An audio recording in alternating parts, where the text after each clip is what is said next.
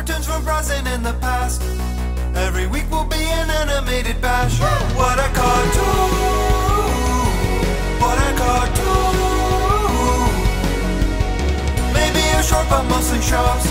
We'll talk, we'll analyze, exploring as we go. What a cartoon!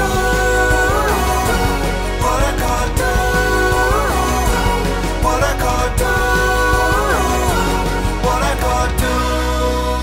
Hello, everybody, and welcome to What a Cartoon, the podcast recorded under a top-secret tarp. I'm one of your hosts, the ugly space creature, Bob Mackey, and this is an audio exploration of every cartoon ever. Who is here with me today, as always? It's Henry Gilbert, and Sergeant Turnbuckle isn't gonna like this. Oh, Jesus. And who do we have on the line, our special patron guest? Sister to the creator of the series, Devin Hofarth. Okay, not actually. And today's episode is the Laverne and Shirley in the Army episode, Invasion of the Booby Hatchers. You're going to hear from Sergeant Turnbuckle about that one. And yes, as you heard up front, Devin is our special patron guest, and Devin sponsored this episode. And Devin, please explain why. We want to know why. After months of threats, right? After Yes, years of threats, I think. Yeah. It's finally happening. Okay, so my history with this series basically goes back to when I was listening to a podcast at one point, and one of the guests or one of the hosts, I think his name was Rob Mickey or something, and he mentioned Laverne and Shirley joined the Army, and he said that, well, that's going to be like one of the last cartoons we'll ever talk about on this podcast, to which I then said, fuck that, and now we're here.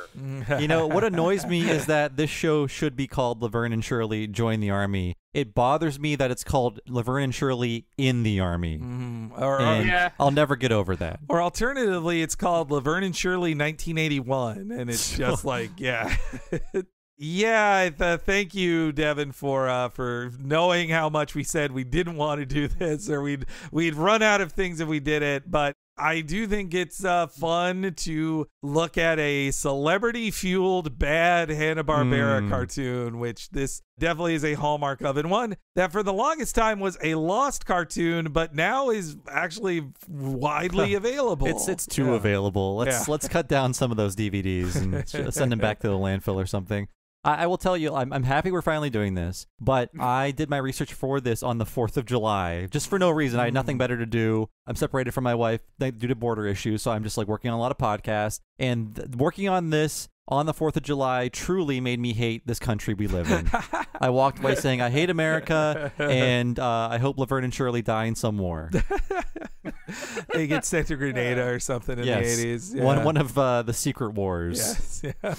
No, I never saw this as a kid because it wasn't, and I watched every bad Hanna-Barbera thing that was on TV, but this wasn't in my childhood. I only knew it as like a list on a website sometimes, or like maybe you could find a bad dub of it out there, but it was basically impossible to find. And so I'm sure I would have watched one episode of this, just like I watched at least one episode of anything Cartoon Network replayed, but it wasn't around. And now to return to it as this interesting curiosity from a time that feels so like lost to the past now, of when Happy Days ruled America. It's very interesting. I mean, yeah, you want to talk about the monoculture. Like, Happy Days was the monoculture of America in the 1970s, and this is like a desolated pot in the sands of this, like, ruined empire that was Happy Days. Yes, I mean, Gary Marshall ruled the world around the time that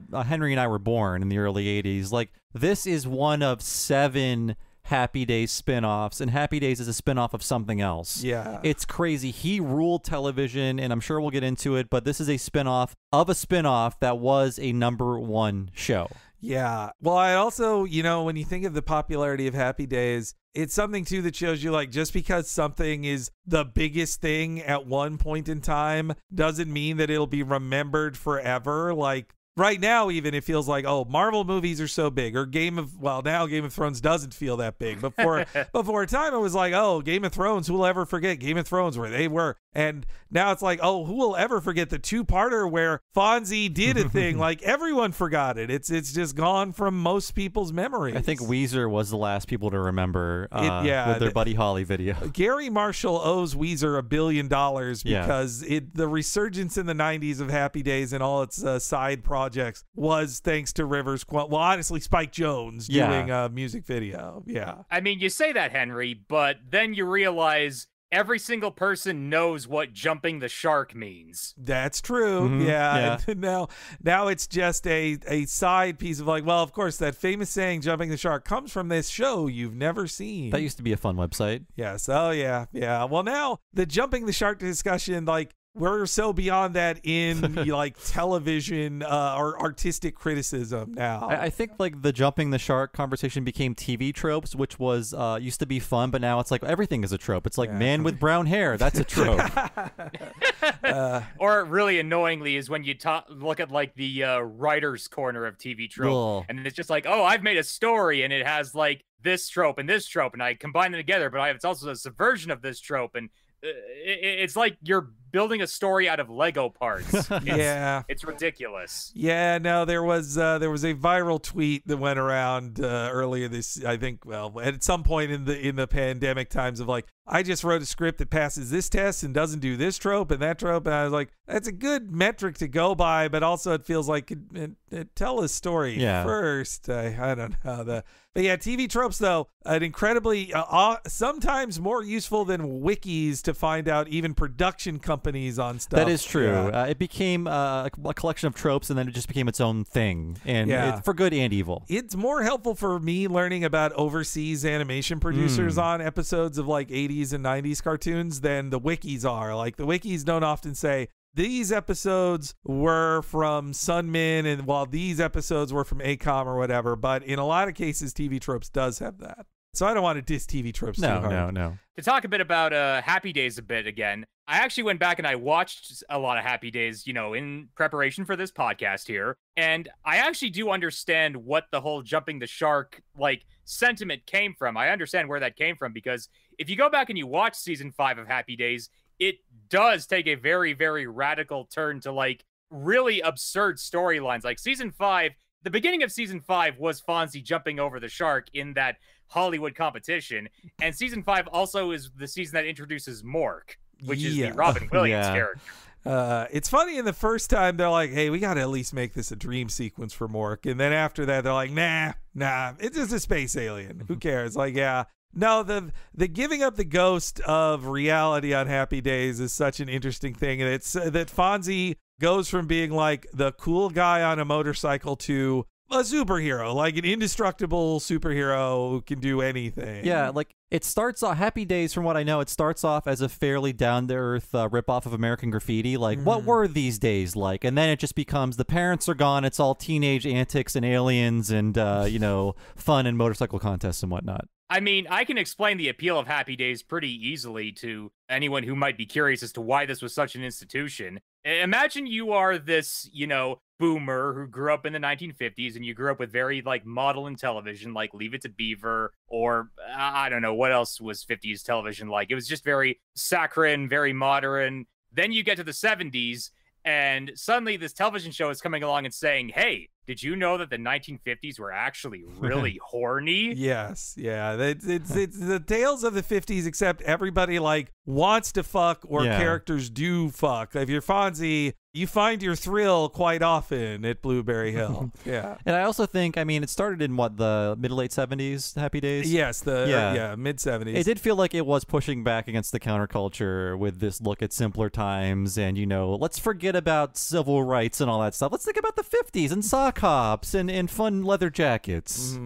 And then that leads to the factory of Happy Days that somehow includes working with Hanna-Barbera to create a Laverne and Shirley animated series, which is the main topic today. But I do think listeners do need to know the history of a brief-ish history on Happy Days, Laverne and Shirley, Gary Marshall, all of that led us to a 1981 Saturday morning cartoon. So to begin, Let's talk about 3 key people. You got Gary Marshall. Gary. Call him Gary. He's family name actually Massiarelli, which is why Fonzarelli is his real name. Yes, and revealed on a Simpsons commentary, not Jewish. Not Jewish, and it blew Matt Selman's mind. He's like, how? He was Italian immigrants, the son of Italian immigrants in the Bronx in the 1930s. Everybody kind of talked like that. And he had a family. It was actually a family affair in more ways than just his one sister getting a job. His other sister also would work on his stuff. And even his father would be a producer on some of Gary Marshall's productions. It was a real family affair.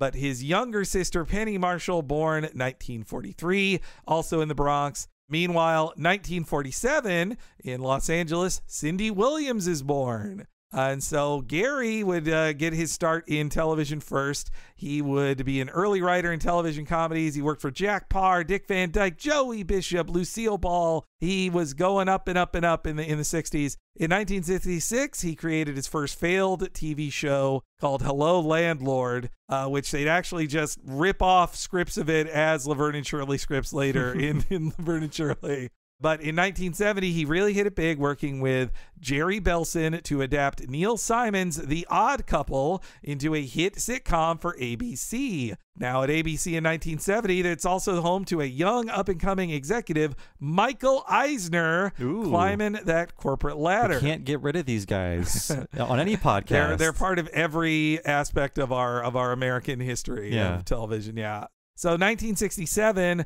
Penny Marshall, she tried being a dancer and she divorced this guy and moves to Los Angeles to work under her brother, Gary. And she would appear in multiple episodes of his projects. And, definitely there's nepotism there. But Penny Marshall is a very talented, funny performer. Like, she is great. But she did have her brother Gary watching out for her. Meanwhile, by 1970, Cindy Williams was also getting some of her first acting jobs, mostly in commercials, but like a one-off appearance here and there in sitcoms like Room 227.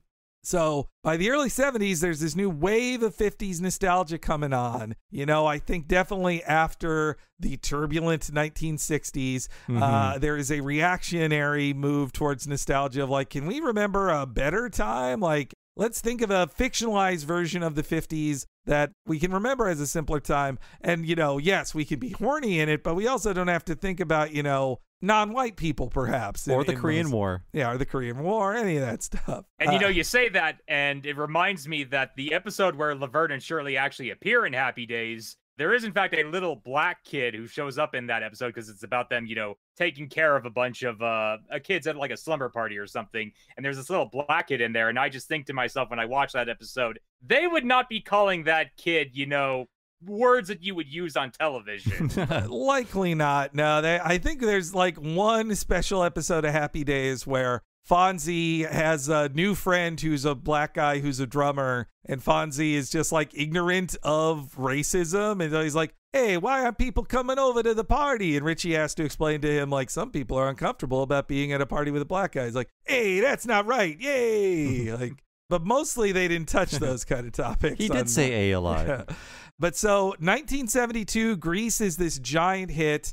And as Michael Eisner tells the story, he was noticing this increase in 50 stuff, and he's the one who pitched to producers, I'd like a pilot set in the 1950s. Like, let's do something with it. Like, he, honestly, there is no Happy Days, there is no Laverne and Shirley, any of that stuff without Michael Eisner, just from the point of him being the executive who will let it be made and put on television. Yeah, you know what? I was thinking American Graffiti, and I'm sure that was some influence, but Grease was way bigger. And also, American Graffiti was like the 60s. Well, so that's the 1-2 punch. So they make this pilot in reaction to Grease, and they even cast, child of the 50s, Opie himself, Ron Howard, in the lead, as well as I believe Patsy and Ralph Malph are both also in this original pilot they make. Then they decide, you know what? Just not into it. Eisner decides they burn it off as a one-off episode of Love American Style. So that airs then. Then, that's 72. 73,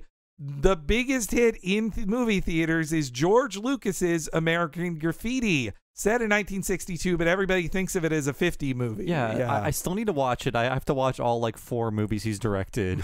And what I find funny is like I also thought it was about the 50s, but it's a 1973 period piece about 1962. So looking back mythically 11 years into the past. Like a movie about 2010 now. Yeah. You know? Where were you in 62 is what it asks you.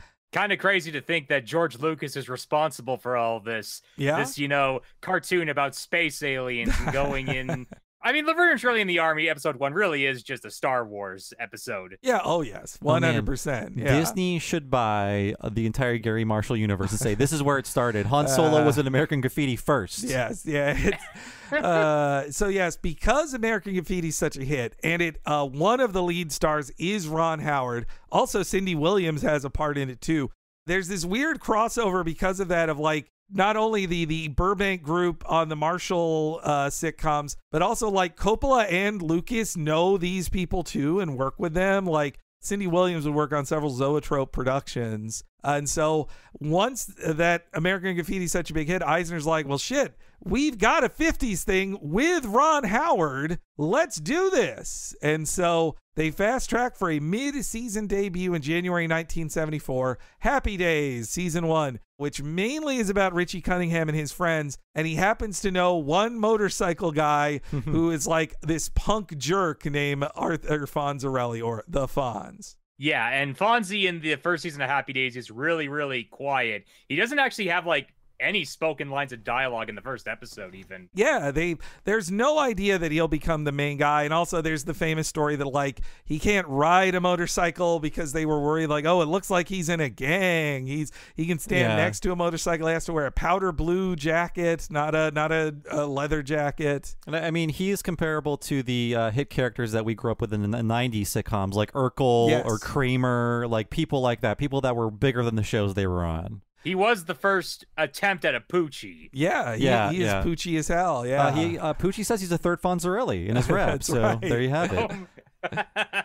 So yes, it debuts January 1974 on ABC. It's a modest hit, but not doing amazing. And then midway through the second season, Marshall noticed that people were mostly responding to Henry Winkler's The Fonz, and they retooled the show like they do an episode that's like, oh, Fonzie's gonna get married, and it's this silly, very broad, much more broad and playing to the live studio audience episode than they've done before. And The Fonz is such a hit that they're like, okay, this is the Fonz show.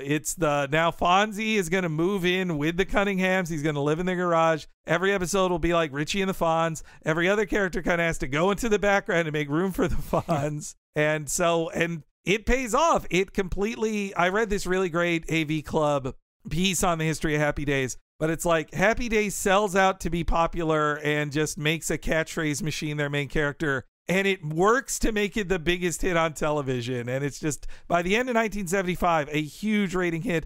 It is a huge hit with kids. Kids want Fonzie action figures, the shirts, the thermoses. You know, I was watching clips of this because I watched a lot of Happy Days growing up. I didn't like it that much compared to other shows because it wasn't as wacky as like Beverly Hillbillies or Gilligan's Island or whatever.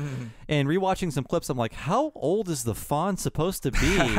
And then I looked up Henry Winkler's age. He started playing this character when he was 30. Wow. So is the Fonz supposed to be a teenager? I mean, he's a high school dropout. Okay. We learned that about him, so I think he's supposed to be a little older than, but also they stay high schoolers for a very long time on that show. I mean, if you look at Grease, the source material, a lot of the actors in that are you're not a teenager. Oh yeah, I think Stockard Channing is like a 40-year-old senior, high school senior in that movie. So it's already a big hit by season 2. They're entering season 3. Meanwhile, at this time, Penny Marshall and Cindy Williams are actually going in a lot of the same circles. They're working on some projects, including Francis Ford Coppola is working on a bicentennial TV special for 76. And he's like, hey, we should have 2 female writers in here. So they're hired to be comedy writers. And, Penny also is married to Rob Reiner, who is a big-time star at the time. And she had been the star of a failed 1974 pilot with Jim Brooks. So that creates a Jim Brooks connection that continues up to the first episode of The Simpsons.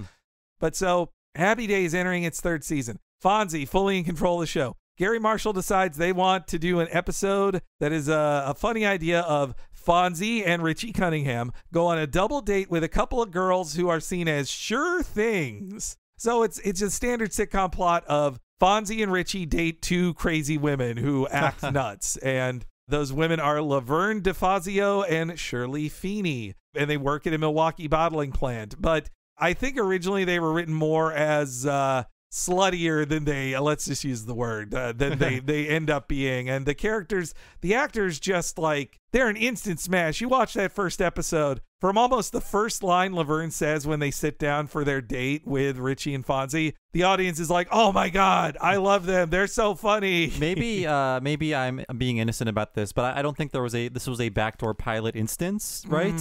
Well, they say no. Yeah. The story is that episode was such a hit that they were like, that we got to do it. But when I watched the episode, I'm like, this is so set up to make you love Laverne and Shirley. And also, the timeline is their episode airs November 75. Their show debuts January 76. Those 2 months, that it feels a little like an intentional thing. Because I know that there's another instance of this in which a character has one appearance on a sitcom and then she gets her own, and that's Maude. Like, yes. B. Arthur appears as Maude once on All in the Family. The reaction is so strong. They're like, Maude gets her own show. I mean, you're not going to convince you that Gary Marshall wasn't, waiting for an opportunity to get his sister in like a starring role. Yes, yeah. And but I mean, Laverne is really funny, and her and Shirley work off each other together so well. I can see, lots of people put their family members in TV shows, and those don't become #1 smash hits in ratings. So the actresses are just so good at it. And so, yes, they fast track a Laverne and Shirley show. The first 2 episodes just have Fonzie as a third main character in it. And just like, I watched them on YouTube. Fonzie just has these scenes at the end of like, hey, watch next week's Laverne and Shirley. It's out of this world, and I'm in it too. Better do what he says, honey. Yes, yeah. And also, though, a big get at the start of the series is that they hire 2 young writer performers to their first act in writing for the show is writing their characters into the first episode, because the characters of Lenny and Squiggy were actually invented by their performers, Michael McKean and David Lander, in their comedy troupe in college. They existed before Laverne and Shirley. Oh no, Squiggy! Yes, yes. I assume that they were existing characters. They felt completely figured out from the very beginning. Oh yeah. Sort of like how like characters like Bill and Ted had existed as a stage show for the 2 writers before the movies came out. And Lenny and Squiggy, they're famously the hello. Just if somebody says, what kind of idiot would do that? Hello. That's the gag. And David Lander would go on to play several cartoon weasels. Yes. Yeah. Because he's got the perfect voice. R.I.P. of course. It's so really sad that the Lenny and Squiggy, who are the cartooniest characters in the show, are not in this cartoon. And that's crazy. I'm pretty sure it's just like money. But McKean and Lander, like Lenny and Squiggy's characters, they are breakout stars within the show. They're so great. And also, honestly, we'd probably have no Spinal Tap and all the things that came out of it without Laverne and Shirley.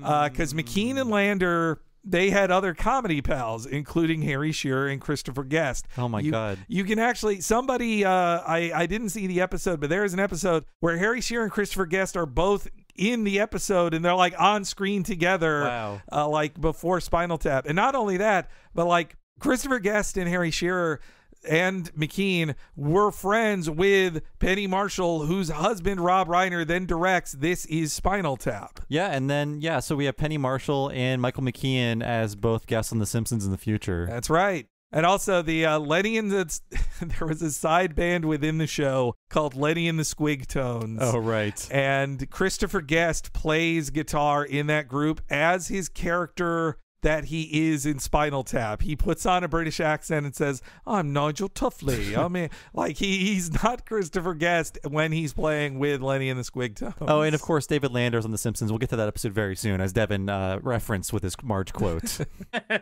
But yeah, the show also, there's other people in the cast, but honestly, am I going to tell you about the Big Ragu when he's not even like in this cartoon? Like, no, I'm not. really, Lenny and Squiggy are just it. But yes, boosted by Fonzie, the show is a massive hit out of the gate. By its second season, it'll be the #1 show on TV. It actually gets higher ratings for a few years than Happy Days itself. They are bigger than Happy Days, which that never happens with a spinoff being bigger than the original. Though apparently behind the scenes, it was not all great because in general, Cindy Williams felt that she was not being written equal to Penny Marshall's Laverne, and that her character kind of becomes secondary on the show. And Laverne gets all the funny lines. Cindy and Penny have an on-again, off-again friendship. Late in life, they were just pals, but there was definitely some stress on the set and shouting matches that had to be like intervened by Gary Marshall on the set. So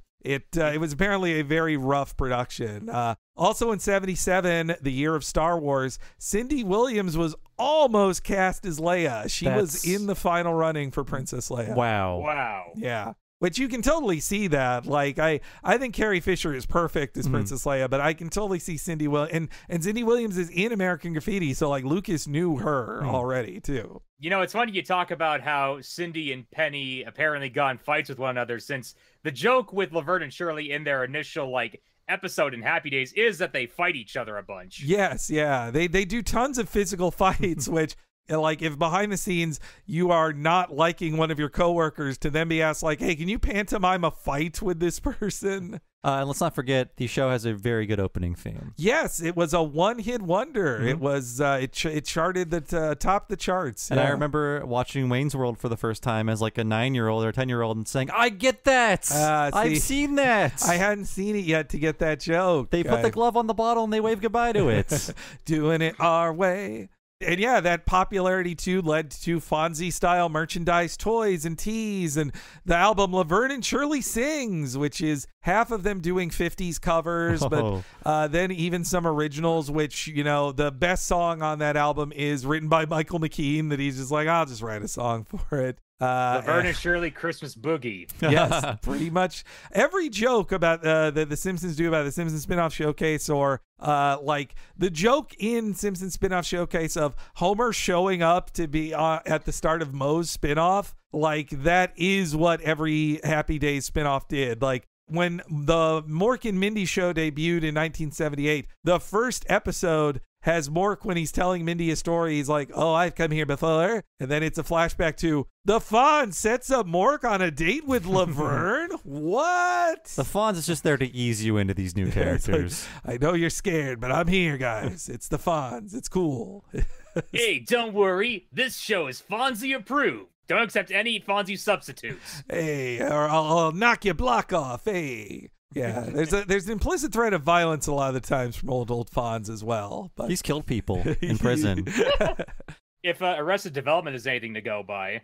Oh yes, yeah. It's that's and unfortunately it did give us Scott Baio as well. We wouldn't have to see Scott Baio in our lives without Happy Days. What's a chachi? Yeah, yeah. So by season 5, the Marshall Empire is as big as it's ever been. There's multiple other spinoffs as well, but Laverne and Shirley actually takes a hit. It is a television legend, the drop in ratings it took, because it was a #2 show for season 4. In season 5, for seemingly no reason, ABC changes its nights. It had been partnered with Happy Days. It then gets put on opposite the Waltons and is murderized. It goes down to 42 in the ratings from 2 to 42. The Waltons. Disgusting. Yeah, it's insane. You know, you consider that season 5 of Happy Days was when the shark jumping happened. I guess Happy Days spinoffs have a season 5 curse. Yeah. Season 5 actually is really rough for Happy Day, for Laverne and Shirley. They do hit their syndication package number of 100 episodes in season 5, but also it's when they start playing around with stuff. There's actually an episode 2-parter in season 5 where, get this, Laverne and Shirley join the army. And that also includes Vicki Lawrence as their drill instructor, who's... I was hoping there'd be like a Mayberry, crossover that could meet Gomer Pyle and Sergeant Carter. It would have been fun. And honestly, I think what happened is they actually did try to do a Lenny and Squiggy spinoff, which would be Lenny and Squiggy in the Army. It was never released, but they filmed a live-action pilot for it that was not completed. So I wonder if they're just like, you know what, we got these Army sets. Laverne and Shirley joined the Army in this episode. Let's just film it. Why waste these Army barrack sets we made? It's like when Star Trek... I wish there was a talking pig in that episode.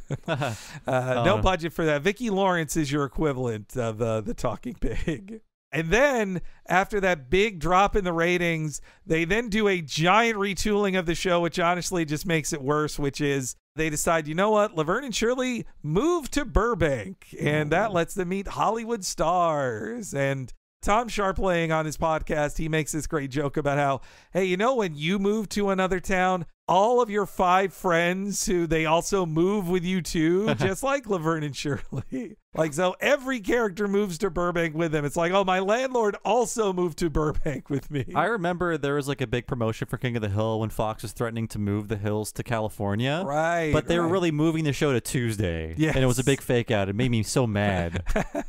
I bet it was a joke on this. Because most people did feel like, they're losing the plot here with them living in Burbank. And this is still a period piece, right? I don't think I really understood that as a kid. Yes. Though the interesting thing is that Happy Days rarely moved forward in time all that much. They stayed in the 50s for a while. But Laverne and Shirley actually would do jumps in time, like not, in your face about it. But if you looked in the background, like, oh, there's a Beatles poster up now. I guess it's 64. They talk about how the Falkland Islands have been invaded.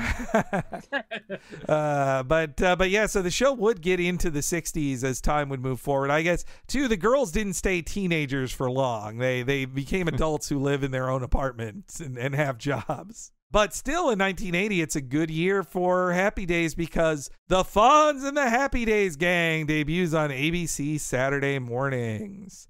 So, quick aside here. By 1980, there was a long tradition of primetime shows that get turned into cartoons. There's Gilligan's Island, Star Trek, Addams Family, The Munsters, I Dream of Jeannie, and more all get their own animated series. And my guess is that those 60s shows beget new life in syndication, mainly watched by children in the afternoons. And so they're like, oh, well, we'll make more of it, but for little kids on TV. And some of them even promoted like, oh, we got the guys. We got the Munsters ones was made, I think, with none of the Munsters. They couldn't even get Al Lewis for it. But Star Trek sold itself on like, we have most of the actors from Star Trek in here. Yeah, our friend Pop Arena has a really great video on YouTube as part of his Knickknacks series, all about the Star Trek animated series. And a lot of very talented people worked on it. So all of these cartoons also were coming at the time in the 1970s when Hanna-Barbera was jumping from fad to fad to fad for whatever thing was popular, while also being their back catalog of a dependable Scooby-Doo junk fit around it, and then the things that were like Scooby-Doo. They were trying to make absolutely sure all of the Golden Age animators working for them would die disgraced completely. Yes. Like, hey, Tex Bob Avery, Gibson, work on this crap. Josie and the Pussycats in outer space. Yeah. Just take a random property and put it in outer space. This episode included. I have a feeling they just reused Josie and the Pussycats assets in this one. And also those ripoffs included their 1977 Fonz ripoff, Hey, It's the King. Hey, like they even write Hey with 3 Y's at the end in the title. And the guy has a leather jacket and he's posed just like Fonzie of like, oh, this is just you stealing Happy Days. Isn't that guy in that Jellystone show that's coming out? He's in Jellystone. I thought so, yeah. But you know what? They actually, Hanna-Barbera is working with big name things too in the late 70s. They got a Godzilla cartoon. They got a Superman, Justice League cartoon, and Super Friends. They are partnering with some big names. So 1980, Hanna-Barbera working exclusively with ABC. ABC is like, you know what? Kids love the Fonz. Let's do a Fonzie cartoon show since ABC is the home of all the Happy Days stuff too. They partner with Paramount Television, which I believe is why this was so unavailable for such a long time, because if you bought the Hanna-Barbera catalog, you still probably had to get Paramount's permission to air it. So This should be in those Paramount Plus commercials, like Yes. cartoon Laverne and Shirley on the same mountain as like Bugs Bunny or whatever. Paramount Plus doesn't even have regular Happy Days or Laverne and Shirley. I don't know what the hell's going on there. But yes, the Happy Days cartoon, Fonz, but also Ron Howard and Donnie Most are in it as well. Actually, we talked about this just a little bit in one of your previous ones, Devin, because in the D&D cartoon, they used Donnie Most again because the casting director who had worked on that show said the only actor worth a damn on the Fonz show was Donnie Most, and I want to use him again. Yeah, I remember that. He played Eric the Paladin in that cartoon. Yes, the annoying rich jerk, and he was really good at that. So yes, the Fonz, of course, though, Hanna-Barbera can't just have the Fonz and give him a time machine. They also got to give him a dog sidekick, Mr. Cool, who's one of the most annoying sidekicks I've ever seen, who Poochie style says, "Don't forget Mr. Cool." Like, and it's Is he Marge Simpson? well, it's Frank Welker doing that type of voice. Is it just his Scooby voice, or No, it's kind of like in between it's like a nerdier version of his Dynamite voice. Wait, I'd say. what year is this? That's 1980. Okay, got So it. Happy Days, quite old at this point, but the kids still love the Fonz enough. Apparently, it must have been somewhat of a hit because for fall of 1981, they decide we got to make this an hour-long block of television, so we got to partner the Fonz with something else. What do we do? You know, I was just asking what year it was again because I was looking up Mr. Cool and how he seems very similar to the Snoopy alter ego Joe Cool, and Joe Cool is from 72, so maybe it's a bit too far apart. But I did want to point out that unlike Disco Stew, Joe Cool does advertise. Yes, he loves to do that. But yeah, so they decide Laverne and Shirley, what a perfect combo. And following what they did with the Fonz show, they actually did get the two leads of the show to do it, which is really shocking after learning the behind the scenes stuff of how unhappy Cindy Williams was with making the show at times. That she's like, oh yeah, I'll just record 13 episodes of a cartoon show. Sure. doesn't look like she came back for season 2 of this. Well, season 2, quote unquote. It's actually like the Fonz and Laverne and Shirley and Mork and Mindy happy hour. Yes, no, that's there's a story to that too. But my takeaway from the voice acting is that Cindy Williams seems a little insecure about voice acting. So like everything is either flat or in the wrong context. Like she's not being directed well. And I think Penny Marshall looked at the script and was like, "This sucks. I'm just going to shout every line as loud as I can." So I appreciate just how boisterous she is. We're in a UFO. Yeah, like just the way, yeah. Sometimes Shirley sounds like she's doing a Carol Burnett impression, you know? It's really like, Laverne. The one line from Shirley in this episode that always sticks in my mind is just her screaming, Laverne, early on. Yes. Oh, Laverne. Yeah, she's mainly half her words are saying Laverne or pig. Those are her lines.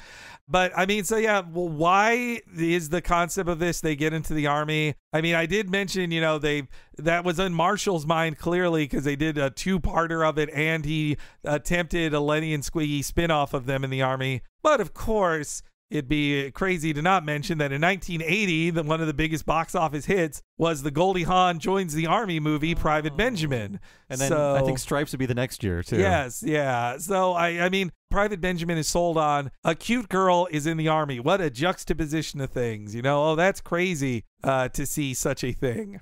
And I mean, we let women into the army. What next? Yeah. Gay people? yeah. Broads in the army? That sounds preposterous. I'd have to watch a whole movie to even understand it. But so as the Laverne and Shirley show is entering its 7th season, they sign on. They get Penny Marshall and Cindy Williams, no other actors from the show. I do think they decided instead of giving them a Scooby-Doo friend, they instead basically squish Lenny and Squiggy into one character and then make him an animal. And that animal is the pig, Sergeant Squealy. Oof. Yeah, irritating character. I hate him so much. Yeah, his voice alone is enough to just kind of drive you up the wall. Just tisk tisk, Laverne and Shirley, Sergeant Turnbuckle's not going to approve of this. So yeah, I was curious. Do you guys? I think I'd be more annoyed if he was a Jabberjaw type. I actually prefer that he's an antagonist to them at least, instead of like their dog or whatever. I mean, he has one joke, and I also don't like. I hate this character, but he also thinks he's funny, and we'll have like cute little asides. I'm like, shut up. Yes, yeah, he's Go a Bugs away. Bunny type character sometimes. Yes, Like, oh no, I'm in deep shit now, or whatever he says. you got to know how to talk to these people. Yeah. So I feel a little weird doing a Ron Palillo imitation sometimes, but it's fun. Yes, that's the other aspect of this is I can't go into the whole history of Welcome Back, Kotter, but that was a co-hit with Happy Days around the same time, though its rise and fall is insane. The first 2 seasons, giant hit. Season 3, like 5 bad things happen behind the scenes that that plays out on screen of like, oh, Mr. Cotter's not in some episodes. John Travolta's too famous to do the show anymore. He's only in 10 episodes. And it's just this constant flux that by the end of season 3, it's like nobody likes it, and season 4, it's over. I did like Welcome Back, Kotter when it was on Nick at Night. I did not like Happy Days, and I thought it was interesting. They had their own like Fonzie arms race with Vinnie Barbarino. It's like he's bigger than the Fonz. In fact, he'll break out of his Fonz hole and be in movies. He'll be the boy of the goddamn bubble. He'll be in Staying Alive. John Travolta ends up being a bigger star than Henry Winkler, but in a fictionalized fight of the Fonz versus Barbarino, I'm betting on the Fonz. He has like magical powers, honestly. Like the Fonz probably has weapons, but Barbarino has more brute strength. Sure. John Travolta. Okay, here's the deal. The Fonz has encountered and dealt with and fought aliens. John Travolta is too afraid of aliens, and they're like Phaetons. That's true. He's afraid of microscopic aliens. Yeah. Also, he wouldn't have the introspection that the Fonz has, you know. He did, or take the medication. Hey, Richie, I think this religion here might be a scam. I'm gonna beat these guys up. Hey, get out of here with this Thetan stuff. Hey. No, Mr. Cotter cartoon though. Yeah, no, I know. But this is the closest to it because one of the many popular characters on Welcome Back, Kotter was the big feminine nerd Horseshack, played by Ron Palillo, who was a gay man. I don't believe he was out in his lifetime, but when he passed away in 2012, it was mentioned in his obituaries. So, but yes, Ron Palillo, pretty much after Horseshack was over, he just like did voice acting stuff here and there and just limited appearances. I mean, in 1981, holy crap, Horseshack meets Laverne and Shirley. This is superstars. But of course, the Army boot camp setting can only support about 2 minutes of every episode. So instead, I skimmed through the rest of the series. After going into space, they of course chase after Bigfoot. One of them gets superpowers.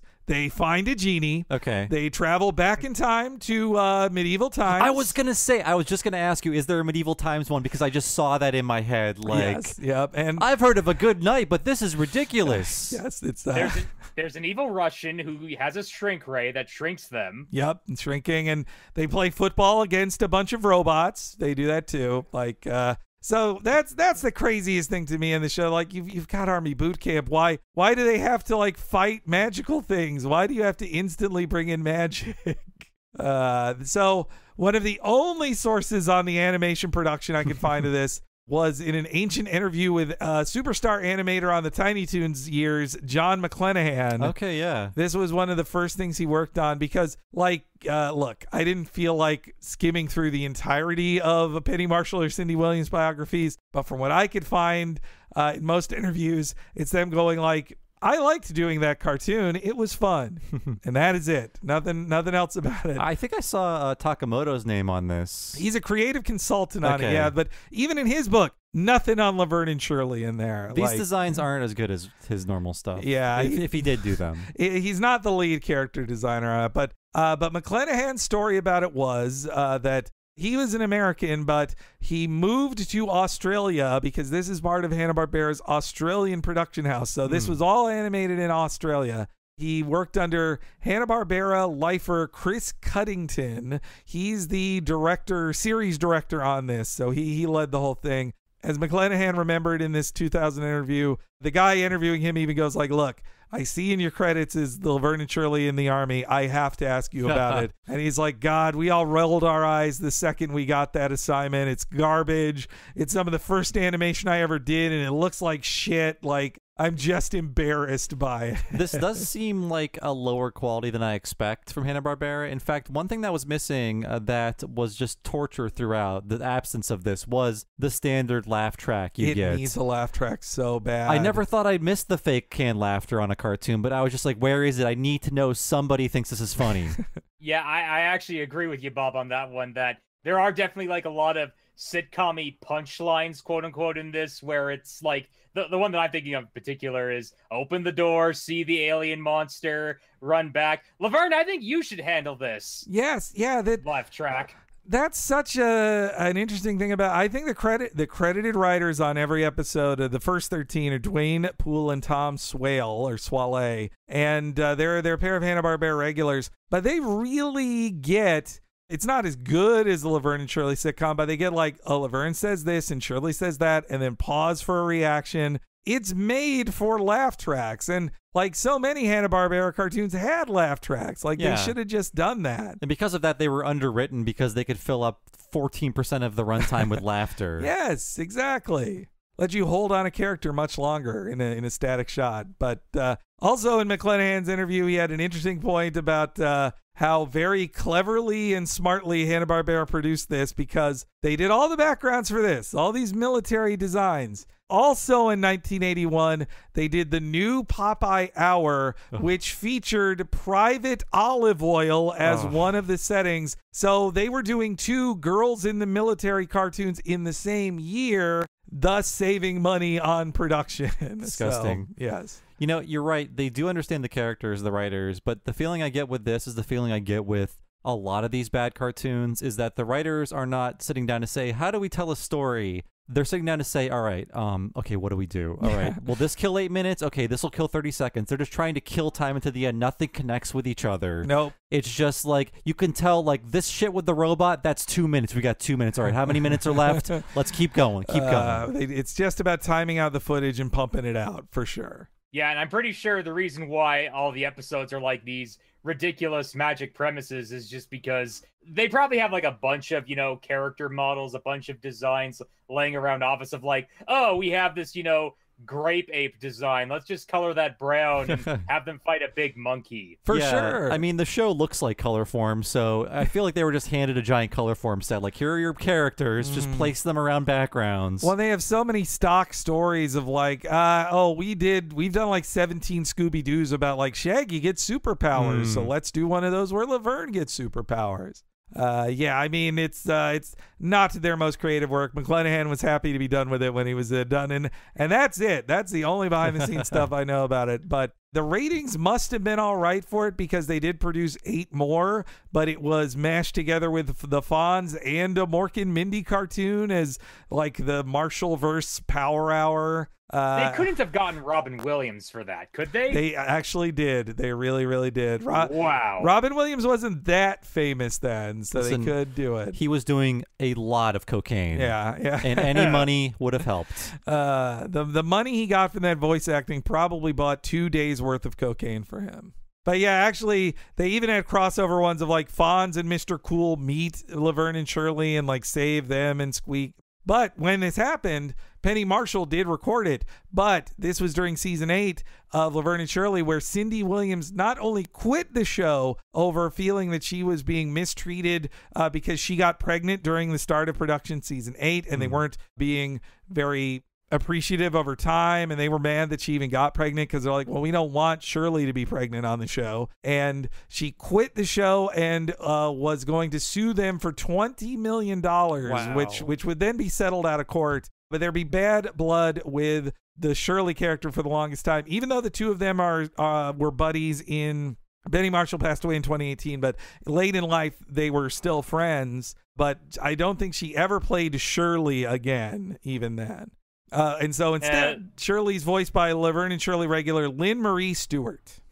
That sucks to hear, especially about the them basically saying, no, we don't want you to get pregnant. What? We don't respect mothers in this studio. Well, yes. I mean, and two, I think definitely she's like, this is season 8. I want to be done with this show. I mean, if she was in the mood to say, like, this show already underwrites me and I don't like how I'm portrayed, I'm like, fuck it. There's no law that says I can't be pregnant. They can't put in your contract you aren't allowed to have children while you're on the show. It's just discouraged. And so she got out of the show.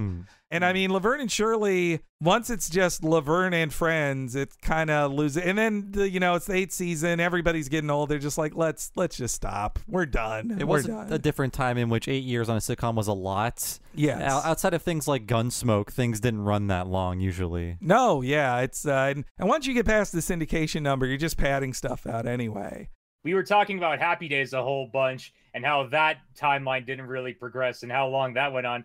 Has anyone ever done like a huge article where they argue that Happy Days and MASH took place in the same universe? I don't think I haven't seen that, but I'm up for that argument. I think some of those characters must have met each other at some point on some special.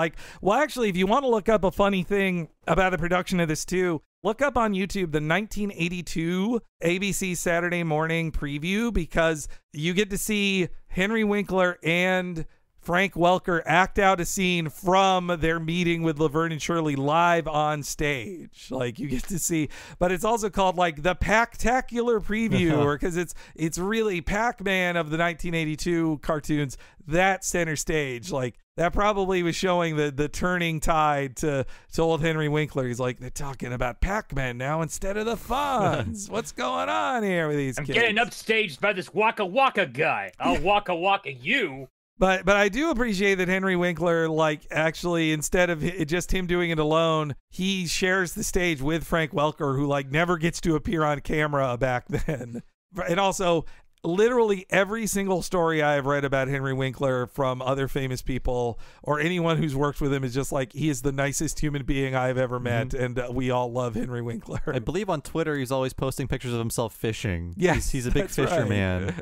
So Laverne and Shirley would run forever in local syndication and around the world. Also, in part thanks to Weezer bringing Happy Days back into the mainstream in '94. Thank billionaire supervillain Bill Gates for putting it on the Windows 95 disc. Yes, yeah. I believe with there were some permission issues. Oh, right. Well, and also don't forget that the Weezer, their Blue album, that's from another evil billionaire, David Geffen. So a lot of wonderful evil billionaires. I watched that probably 240p AVI file a lot on our first Windows 95 computer. How special that was, just to see. But yeah, when I first saw that music video, I was like, who is this guy in blue jeans and a white shirt doing the Russian like Cossack dance? Like, I don't understand this show. Like, not so good, Al. That joke made no sense to me, but I sure said it a lot. But yeah, so Happy Days had kind of a second shot in the arm then. Meanwhile, Penny Marshall, after the end of Laverne and Shirley, she would get behind the camera. She directed episodes of Laverne and Shirley and would go on to direct, 1988's big, giant hit, 1992, A League of Their Own, another big hit, and then we keep directing afterwards, while also, working with her brother from time to time, but mostly behind the camera, not in front. Also, you look up in both of their memoirs, Carrie Fisher and Penny Marshall tell stories about how they just like hung out all the time. There's multiple hilarious stories of them just like tripping on acid, walking around New York City in the 70s and 80s. Oh my God. Penny Marshall and Carrie Fisher sounded like they had a lot of fun together. It's a fun group. Yeah. Man, talking about Laverne and Shirley, it should have been Laverne and Princess Leia. Yes. Yeah, you can look up an episode of Laverne and Shirley where Carrie Fisher is a guest star, and her and Laverne work in the Playboy Club. And so if you want to see Penny Marshall and Carrie Fisher in Playboy bunny outfits, you can, with Hugh Hefner, the photos are out there. Unsurprisingly, when I did a Google image search for Penny Marshall, that came up. Oh, that's fun. Yeah. They're all buying from the same Coke dealers back then. But Carrie Fisher joked that she's like, oh, me and Penny could be friends because we did different drugs and fucked different men. And so we never had any competition. And Cindy Williams, she continued acting, though never as big as I mean, honestly, I think she made enough money from Laverne and Shirley. She just had her pick of like, oh, I want to be in this or whatever. But no big roles after that. Gary Marshall would pass away in 2016. Penny Marshall, 2018. Cindy Williams, time of this recording, still with us at the age of 73. And I believe Penny Marshall and Cindy Williams reunited on screen in the most unexpected of places in 2010 on the iCarly spin-off show. They play opposite each other in that and do like a boxing match against each other. It's very strange. Interesting. I found an interview with Cindy Williams and Penny Marshall talking about that, and Penny Marshall was like, they wanted us to box, which I thought was stupid. I didn't think it was funny at all. Well, iCarly is my least favorite Isaac Asimov novel. There we go. As for the cartoon, though, incredibly unavailable for many years. When I looked up this ancient John McClanahan interview, the pictures they had for it were incredibly like they were covered with tracking and dust and stuff because they were just off of like honestly somebody who probably taped it in 1982 on an original VHS, because as far as I can tell, it almost never aired on the other stuff that aired old Hanna-Barbera junk. Yeah, I never saw this. The closest thing I saw to this was probably like the Gary Coleman show, which was aired ironically by Cartoon Network. Yeah, or like the that same with the Brady Bunch cartoon. Like VH1 got the rights to it briefly, or the Jackson 5 cartoon, but this one, it never had enough kish value, and honestly is so forgettable no one would spend the money to air it on their cable channel. And yet, in 2019, for unknown reasons, it and the Fonz cartoon are released as official DVDs with like the best transfers they've ever had. You know the format is almost dead when that happens. It's like, what haven't we put on DVD? All right, fine.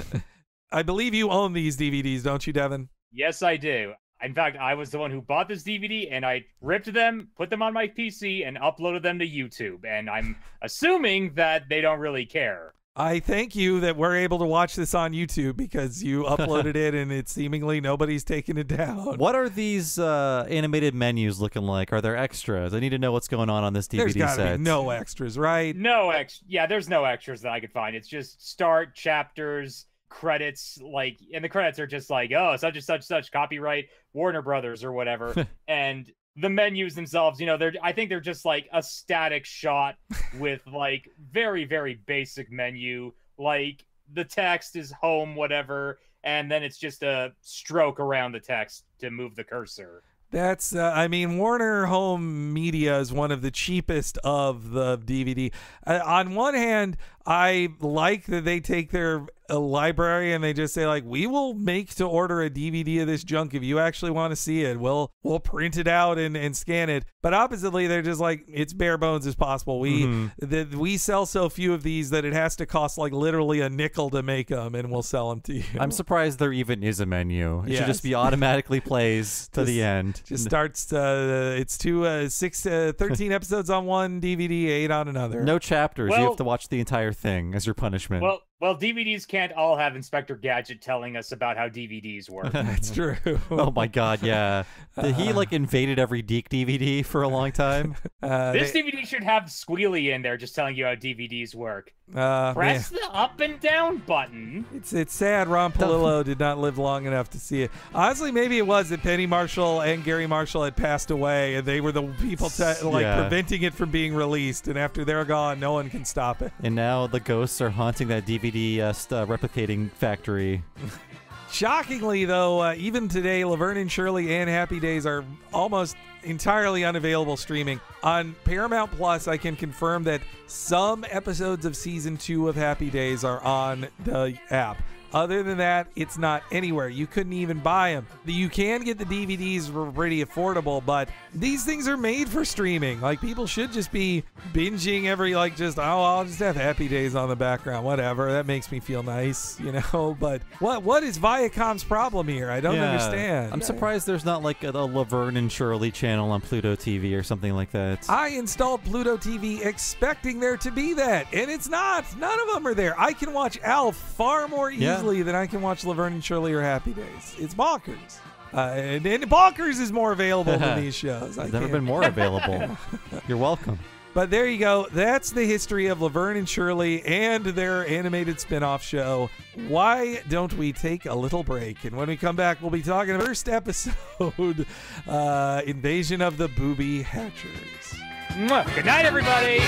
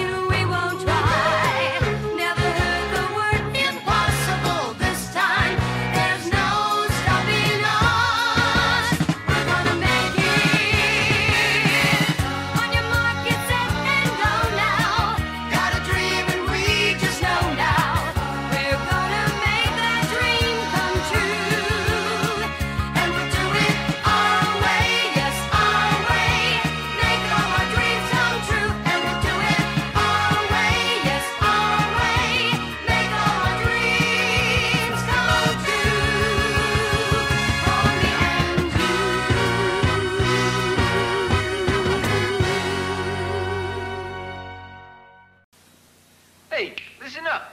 I got news for you. Tuesday night, right after Happy Days, you're invited to meet Laverne and Shirley. That's us. I'm Shirley. This is Laverne. Of course that's us. Who do you think they think we were, Doris Day and Sandra Dee? Don't start, Laverne. We're on national television. Whoa, Laverne and Shirley. I'll be there, too, because I'm their guest star. Now, listen, I want you to watch because they're very close friends of mine. How close? Girls?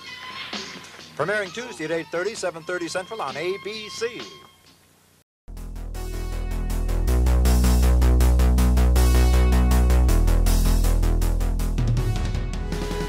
Hey, it's Henry Gilbert. Welcome to the break where we're doing it our way. Yes, our way. Hey everybody, it's Bob Mackey, and we are actually part of the Happy Days Extended Universe. If you look close enough, we're there.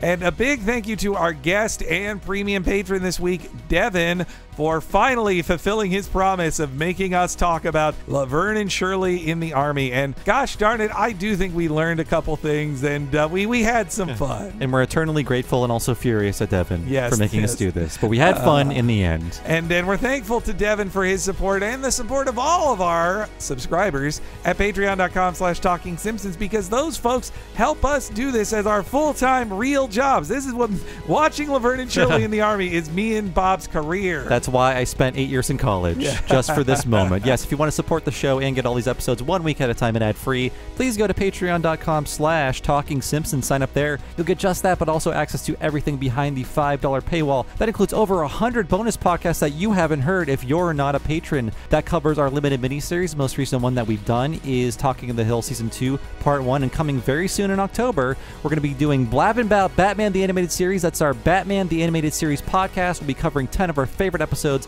across the end of 2021, only for patrons at the $5 level at patreon.com/Talking Simpsons. And there is a $10 level as well. When you sign up for that, you get access to all the $5 stuff, plus also access to one mega-long podcast once a month, only for patrons of that level or higher. And what is that, Henry? Bob is talking about the What a Cartoon Movie podcast, where we cover an animated feature film once a month in the super in-depth style like we do with Laverne and Shirley in the Army. Last month in the free feed, you probably heard a little bit of our Lion King podcast, where we talk about the history of that Disney classic.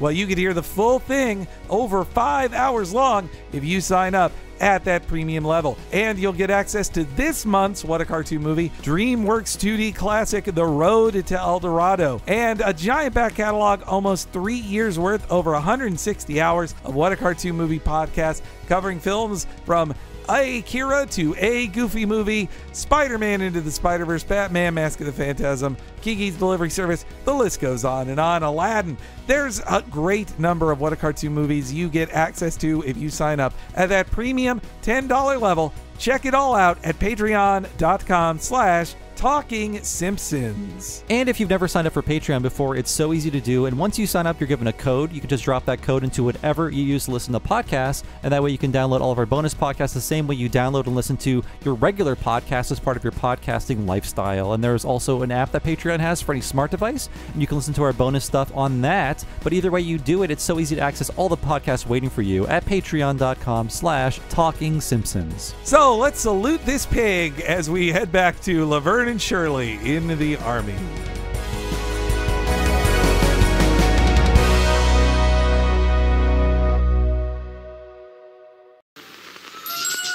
now continue with Laverne and Shirley.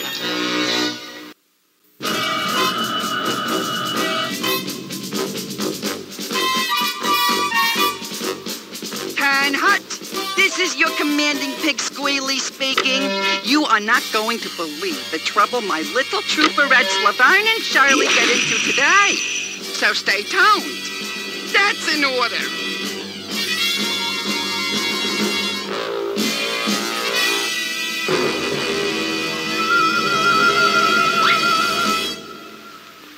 Laverne, let's join the army. You what, Cheryl? Where do I sign up? I'm with you. Turn up. A commanding pig? Shouldn't have done that, Laverne. Whoa! Help! Join the army, you said?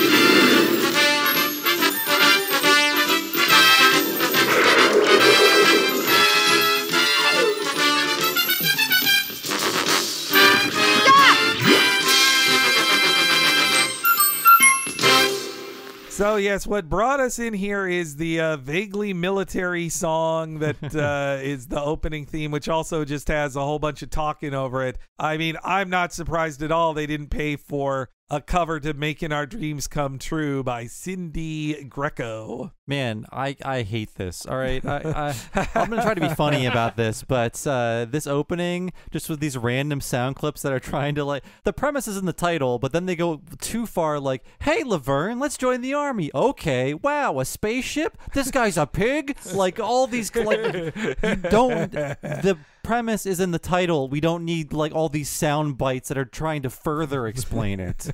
You mean if we join the army, we get to screw you over? Sure, Yeah. as long as war don't get declared. War were declared. I want to kill people, Shirley. Yeah, no, it's.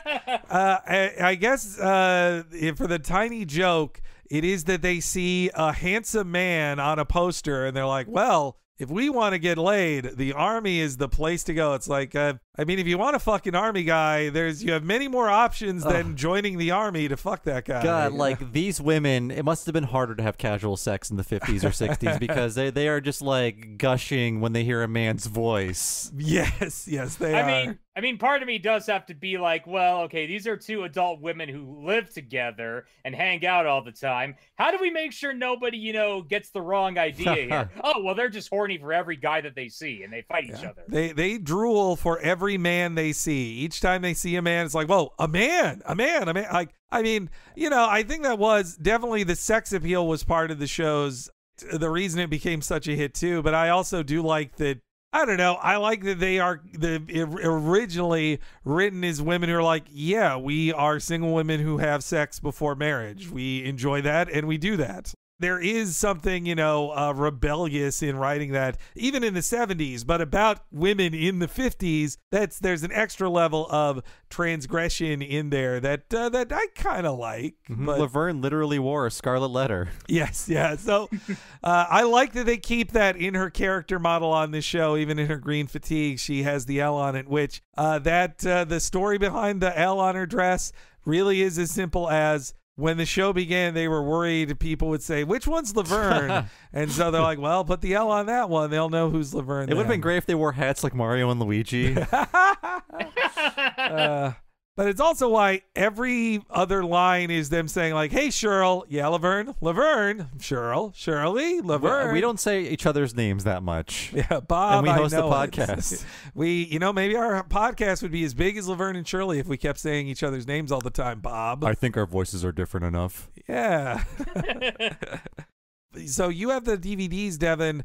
They keep in seemingly the bit made just for the television first airing of having a character say, hey, you better watch this episode. These things happen. Yeah, can I just say that I really fucking don't understand what this, like, opening bit is, because I'm so used to these opening bits being like, okay, we're going to show you, like, the most interesting parts about this episode. Like, we're going to show you this clip that's an action scene, and we're going to show you this clip that's, like, a character running away, or we're going to show you this clip that's, like, a character talking to another character. There's, like, a sequence of events that get shown together, whereas here, it's just one unmitigated, like, uninterrupted bit of the episode. There's like no cuts, and the cuts that are there are just cuts that are actually in the episode. It's not like they're edited. It's not like they're an edited part of the interesting bits, is what I'm trying to say. And the things that Starch and Squealy are saying are just so non-descriptive and generic. They don't really, they can apply to any episode, but you know, it's October of 1981. Video games aren't good yet.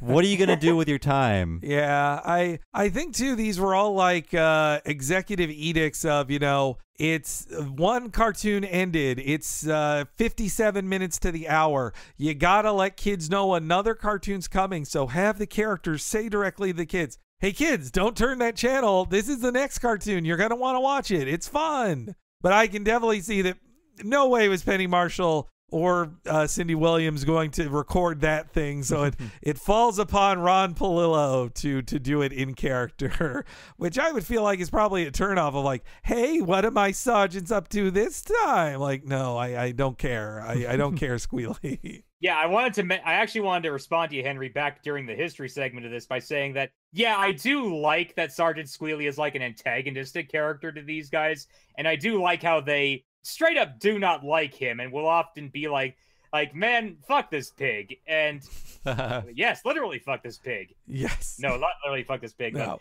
Fuck this pig of the military is what I'm trying to say. Yeah, there's multiple times just in this episode where they're like, oh, I thought you died. Like, there's a spirit of that too. You're not a person. We can kill you, right? Yeah. He's just a pig, yeah. Which also, though, when he's an anthropomorphic pig who in all ways is a human, it occasionally feels like a version of racist that she's like, it's just a pig. Who cares? Like, let him die. I don't care. Honestly, their time together is not that different from like, the kids hate Jabberjaw and Jabberjaw. They're like, oh, Jabberjaw, stop it. And he's like, yeah, yeah, yeah, yeah.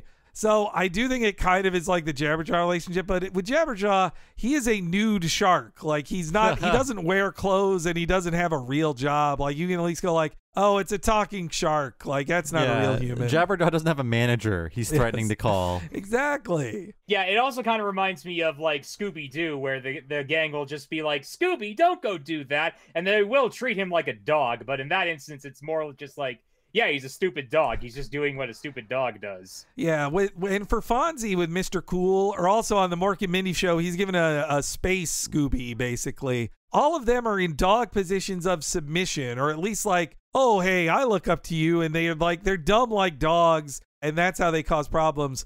But in this case, it's like Squealy is constantly asserting power over them. Like, that's so different from Scooby-Doo, who's just like, oh, guys, I'm sorry, Dom, Scooby. Squealy outranks them in the military. And constantly just threatened to rat them out. Like, it's weird how the mascot of this show is also kind of the main antagonist of the show, come to think of it. It's also like there's a reason Muttley doesn't talk. Like, if Muttley talked instead of just giggling at people's unhappiness, he'd be a less likable character. Like Muttley is squat and antagonistic just like Squealy, but he shuts his fucking mouth. Yeah, and real Squealies in the army, they get fragged. Yes, yeah, they wouldn't live this long. They'd get some friendly fire that we get. Then they lose the paperwork. That's what happens to Squealies. But yeah, as the opening scene implies, the girls get turned on by a poster and sign up. They're like, oh, where do I sign? And I love how quickly it turns, or they're like, well, we're in the barracks.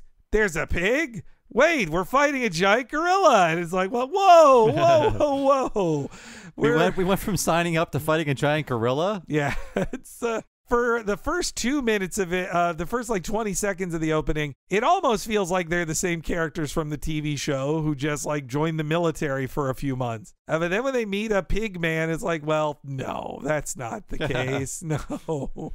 But the title of this one is Invasion of the Booby Hatchers, which feels like they got away with something, but of course the booby hatch is a term for a psychiatric hospital. Oh, they're gonna put you in the booby hatch. Yes, though they don't go insane in this. There's no jokes about like they're losing their minds. I don't know. I mean, I think what's happening here is that they hit their head at some point when they were digging that latrine, and everything else after this is just some kind of horrible hallucination. Sure, yeah. They hit a gas pipe digging those trenches. Or the Army's been experimenting on them with LSD, and this is just a trip for them. I will say, like, Cindy Williams and Penny Marshall, attractive young women, they made cartoon Laverne hot. And maybe I'm just lonely, but I was about to have, like, a cool world moment. She was going to pull me into this awful cartoon. Oh, that's fine. I mean, both do look like they're actors pretty well. I'm seeing them in your background during this video call, Bob. Yeah. I mean, Laverne, I'm also with her like open shirt and stuff. There's some level of sex appeal they get away with in this. I mean, I'm just shocked that they can still write Laverne and Shirley as kind of horny in this Saturday morning cartoon. They're so horny, they don't even care about survival. Yeah. Yep. But yes, these clips I have here actually work really well because they're basically just a radio play. Like if you just want to imagine a radio play of Laverne and Shirley in the Army, it works much better than seeing drawings. And you can just forget the man is a pig. Just imagine Ron Palillo, as we all do every day. It's simply Horseshack. But yes, the gals are digging foxholes. Boy, I thought we were going to join the Army to see the world. Instead, all we've seen is the inside of foxholes. That's true, Laverne. And this digging's a lot harder than it looks. I can't seem to make any headway at all. I think it's all in the wrist, Shirl. Watch me. Well, no wonder I wasn't getting anywhere. Oh, Laverne. Anybody could see your problem. You're supposed to use your shovel, not your face. Laverne! Yeah, she's definitely, that sounds like a Carol Burnett style reading. Yes, yeah. Man, I've seen the show. I think Cindy Williams is a fine actor, but in this, she just like, Laverne, what are we gonna do now? It just feels like very like high school play acting. Yeah.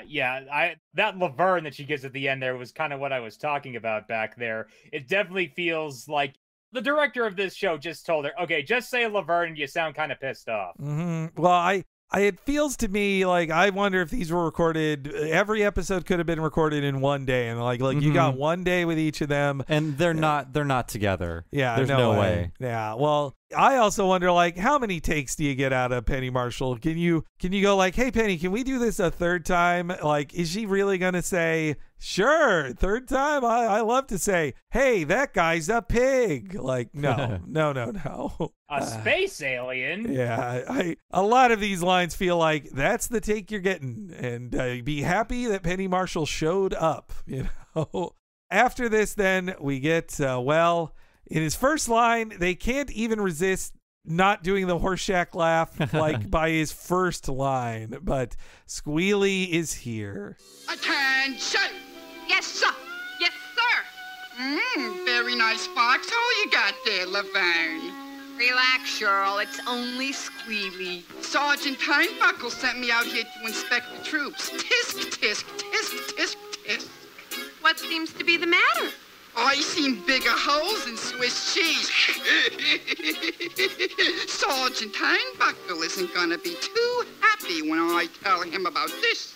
Hey, no pig is gonna squeal on my pal. Yeah! Perhaps you shouldn't have done that, Laverne. He's only a pig, Shirl. A pig with sergeant's stripes. Yeah!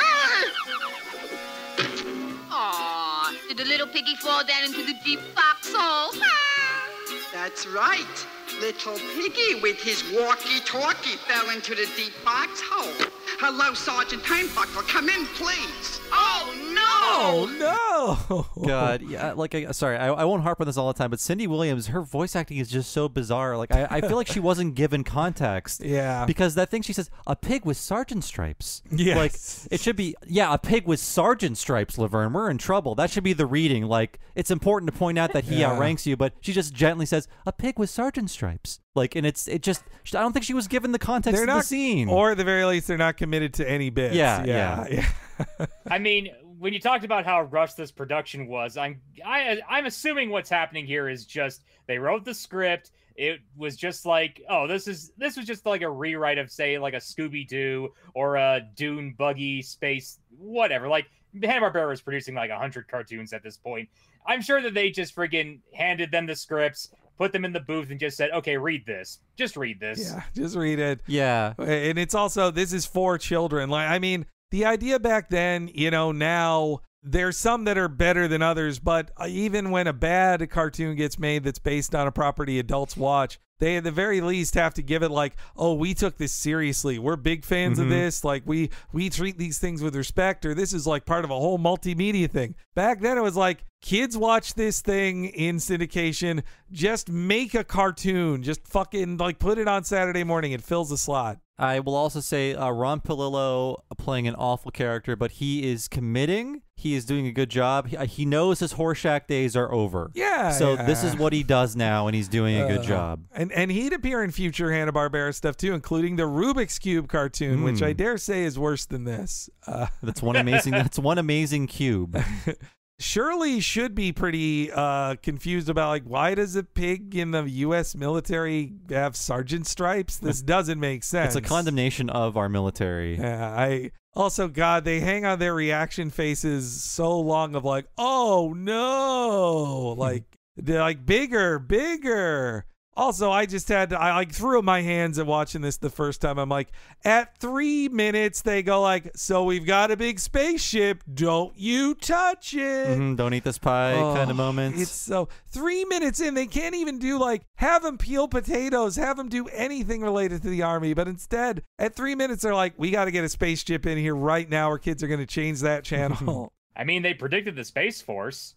Oh, yes. Yeah. Well, the Army really shouldn't have this. NASA would be the Air Force, wouldn't it? Like, that's what I think. But Turnbuckle, who actually doesn't appear as much as you think in the series, he's more of an unseen threat, but he's voiced by Kenneth Mars, the wonderful Kenneth Mars. Kenny Mars. Most famous I get, well, to me, in Young Frankenstein is the constable in the town. A great voice. I also like the spaceship they have even looks like 50% exactly the same as the Josie and the Pussycats in outer space spaceship. So there's a lot of reused parts here. But I will say I approve of this as a comedic exchange in dialogue here when they talk about guarding something top secret. Top secret? It means none of your business. I know what top secret means. He knows what top secret means. So, what is this thing anyway? Don't ask. Just got it. You got it. Got it. Guard it. Keep an eye on them, squealies. I'll keep them on their toes. No grass will grow under their feet. No siree. No sir. Oh, Sergeant Turnbuckle would like to know you're prying under top secret tarts. Look at this. It's a rocket. Don't pull that cover off that, Laverne. It'll get dusty. Hey, let me out of here. Hey. Let's look inside.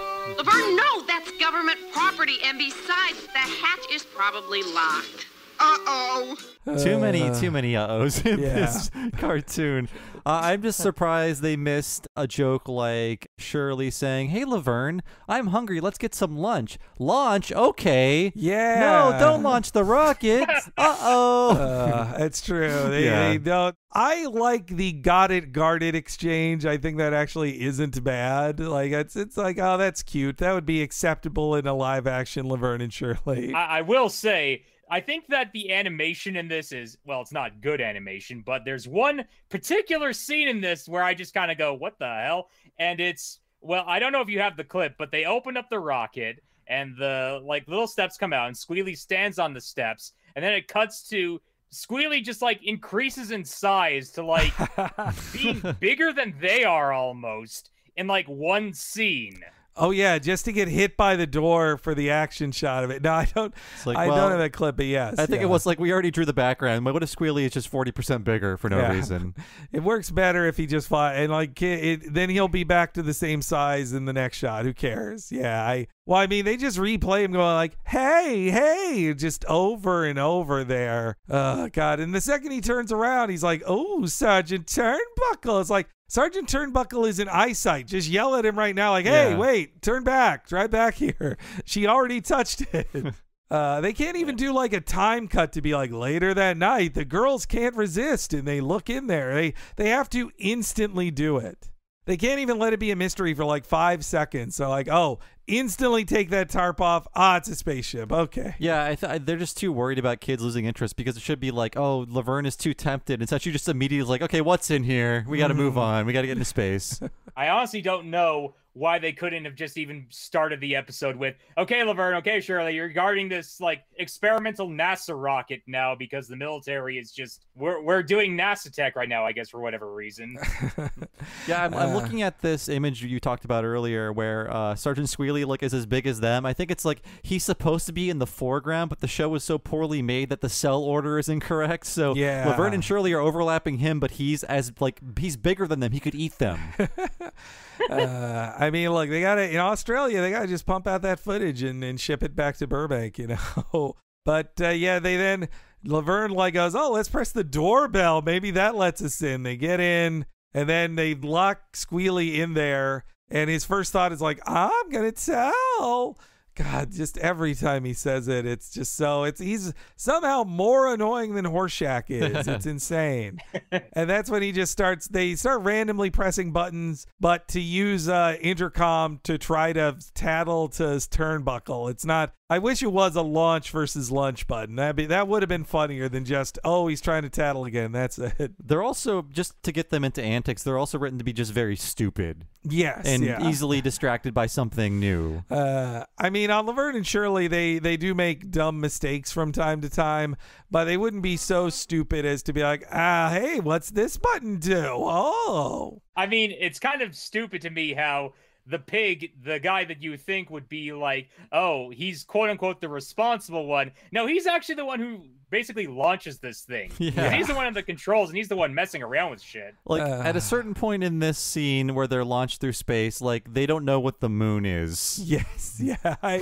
I you know, one thing I'll compliment them is I thought the spaceship would fly beyond the moon and it'd be like a trip to Mars. And I would think like, oh, come on, in 1980, the Army would not have a thing that could go beyond the moon. But they don't go beyond the moon. That's when they meet the aliens at the moon. But yeah, they got to waste a bunch of bullshit time before the aliens show up first, because then they argue about pressing buttons. They say like, oh, they're going to miss the rocket eventually, Vern. And they have to fly by a meteor shower and do like an instant like turn on a dime in space. It's just a bunch of killing time, man. Yeah, and they got like they're written to be so dumb in that they turn on the view screen and they think it's a TV show. Yes. Just like, okay. Oh, it's not. That's a TV show. I don't think so. Ah! I'm pretty sure that a lot of these lines are written for like friggin' Shaggy and Scooby almost. This is exactly what Shaggy and Scooby. If Laverne and Shirley were only doing it to find a sandwich, that would be the only thing that would make it completely Shaggy and Scooby. Yes. Though I do like the exchange of Squealy saying that's a meteor shower. That's not rocks, and she's like, I don't care what they're called. Rocks are rocks. Like, that's their flat delivery. That's what's funny. That is every time I hear it from Laverne, even in trash, I'm like, Penny Marshall is funny saying things very flatly. Yeah, just she's so blunt. But yes, after they kill some time almost running into the moon, we then have the next turn in it that a UFO shows up. And I just have to imagine, what was Cindy Williams thinking when she says, look out, it's aliens? It's probably like, this will pay for my child's education. That's true, yeah. I'm planning on having a kid. This will put him through college. Okay, I'm taking over. This is war and I outrank you. You outrank us? You're a pig! Sticks and stones may break my bone. Not to mention blast from that flying saucer. I'll get us out of this spot. Faster! Faster! Pedal faster! This is a modern piece of machinery, Laverne. It doesn't run on pedals and rubber bands. Then what?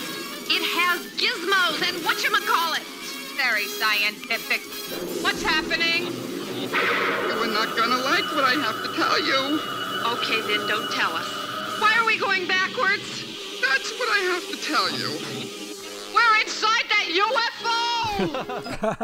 I wrote that down all in caps. We're inside that UFO! Oh, just it echoes around because she's just screaming it. Like I can just imagine Penny Marshall, you know, in like very dressed down and glasses on, like, All right, you get one of these. We're inside that UFO. I wrote down that as DAT. Yes. Inside. God, listen, this accent is great. I want to hear it. I want to hear it everywhere. It's why Ben Grimm is great, honestly. Exactly. They had the thing around the same time. They had the rights to him. I wish. And they basically meet Herbie the robot from the FF cartoon Hanna-Barbera had. Why not just have him meet the thing who talks today? Get my ding ring on, Laverne. Help me find that. That would be amazing. Laverne meets the thing. It's sad it couldn't happen while she was alive. Do acid together in Times Square. Those damn Yancey boys giving me acid. Hey, any of them Yancey boys cute? I want to meet them. Yes, I just love we're inside that UFO, just bouncing off this whatever shitty sound booth he's recording in. Also, seriously, half of Laverne's lines are like, but he's a pig. He's a pig. Like, just over and over. I do think as far as a good Laverne and Shirley line is like, they have gizmos and whatchamacallits. Very scientific. Like that's fine, broad sitcom writing. I'm cool with that. And I mean, we're getting to it soon, but these aliens that we get to, you can just feel the contempt these writers have for science fiction. Like, I am Gleep Glop, and this is my associate Bling Blorp. We're from the planet Gloobotron. There is nothing to them. They are just stock aliens out of the warehouse. They're like, have we ever drawn an alien before? Let's just draw like a shittier version of that. That's technically unique and new for this. They're like 2 steps away from Kang and Kodos or something from Rick and Morty. Yes, no. Yeah, I was making up Rick and Morty names. They so are. And I mean, below they're Scroopy Noopers, that close to it. Now, Gazorpazorp. I mean, below the waist, they are Kang and Kodos. Above the waist, they're kind of Zorak-y, I'd say. They're missing the beak, but their robot that chases Squealy later has Zorak's beak on it even, which I think they like intentionally stole. Yeah, I was thinking like these have to be from something else. I'd have to have watched every Hanna-Barbera one from the time. I can't. Skipping around to Josie and the Pussycats, I'm like, yeah, this is pretty much just an episode of that. Maybe they're from Yogi's Space Chase. Oh yeah, that was right before this too. They just had all of these, space backgrounds. They're like, look, we can just pan over these. They're sitting in the corner over there. Around 1977 for no inexplicable reason. Yeah, I wonder why. 77. Yeah. No, I mean, in Battlestar Galactica also, would just been the big TV ripoff. Oh, man. Yeah. Empire Strikes Back came out, the summer before this episode, right? That's right, yeah. Which is extra funny now knowing that Penny Marshall's getting fucked up with Carrie Fisher, probably at the premiere. But yes, they can only be panicked for so long, guys, before they hear a male voice and instantly are in love. They are just saying oh, I've been waiting to hear that voice my entire life. I really have.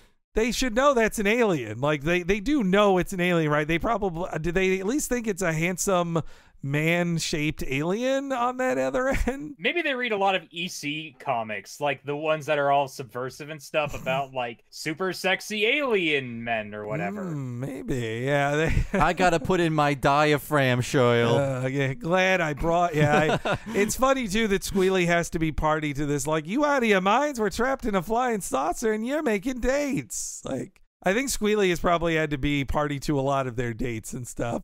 I did see later in the series, there's one episode where Squealy meets a girl pig that he has a crush on, but honestly, putting any heterosexuality on Ron Palillo just feels like a joke at his expense, really.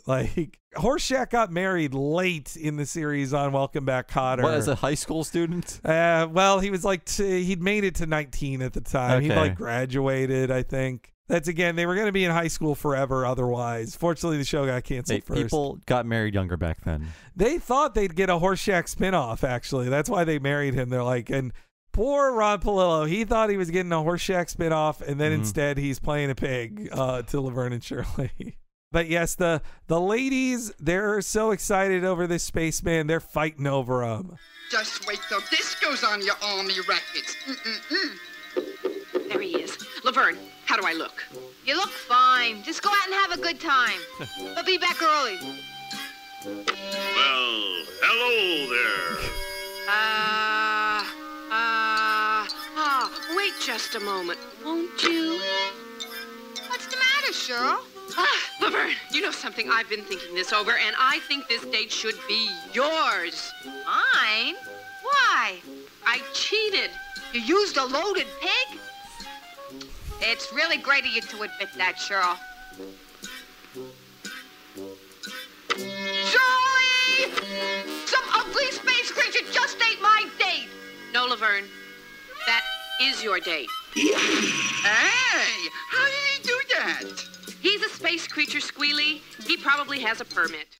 I love how bored Shirley is. Like, yeah, I got teleported. It's space alien. Who cares? Who cares? And they threw Squealy to determine who would get the dates, right? Yes, that's why she asked if she used a loaded pig instead of loaded dice. That's right. Yeah, this is the scene that I was talking about when I said it really could use a laugh track at these moments. Just have the reaction of like, whoa, when she sees who's behind the door. Like, that is made for a laugh track to react to. Yeah, you can get like 5 seconds of no animation with just the door closed and laughter as she's frozen there. Normally, I would say that laugh tracks and those kind of canned audience reactions of whoa or ooh. You know, I think that they're bad a lot of times, but in something like this, I'm like, yeah, no, it adds to like the atmosphere, quote unquote. Well, when this is played, is so broad, even more broad than the Laverne and Shirley sitcom is. One of my theories was that Gary Marshall, a big thing for him on Happy Days and the other shows is that like it was one of those shows that was like filmed before a live studio audience because people thought it was fake, and he's like, no, this is how much they really laugh. So maybe he was like, we don't do canned laughter on Gary Marshall programs, guys. That's one of my theories. I can see that being a reason why.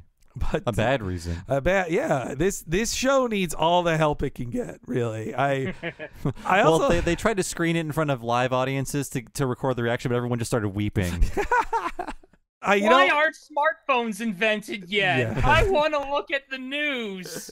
The alien, though, I kind of like how he's like, well, hello. Like he doesn't even know what humans are at this point, but he's like, you know what? I am interested in who is ever behind this door. You sound nice. This alien, I mean, maybe that's part of the joke, but like, if you're gonna go this broad and stupid and have contempt for science fiction, just make him an alien voice man. Like, hello, I'm an alien, and like to come in.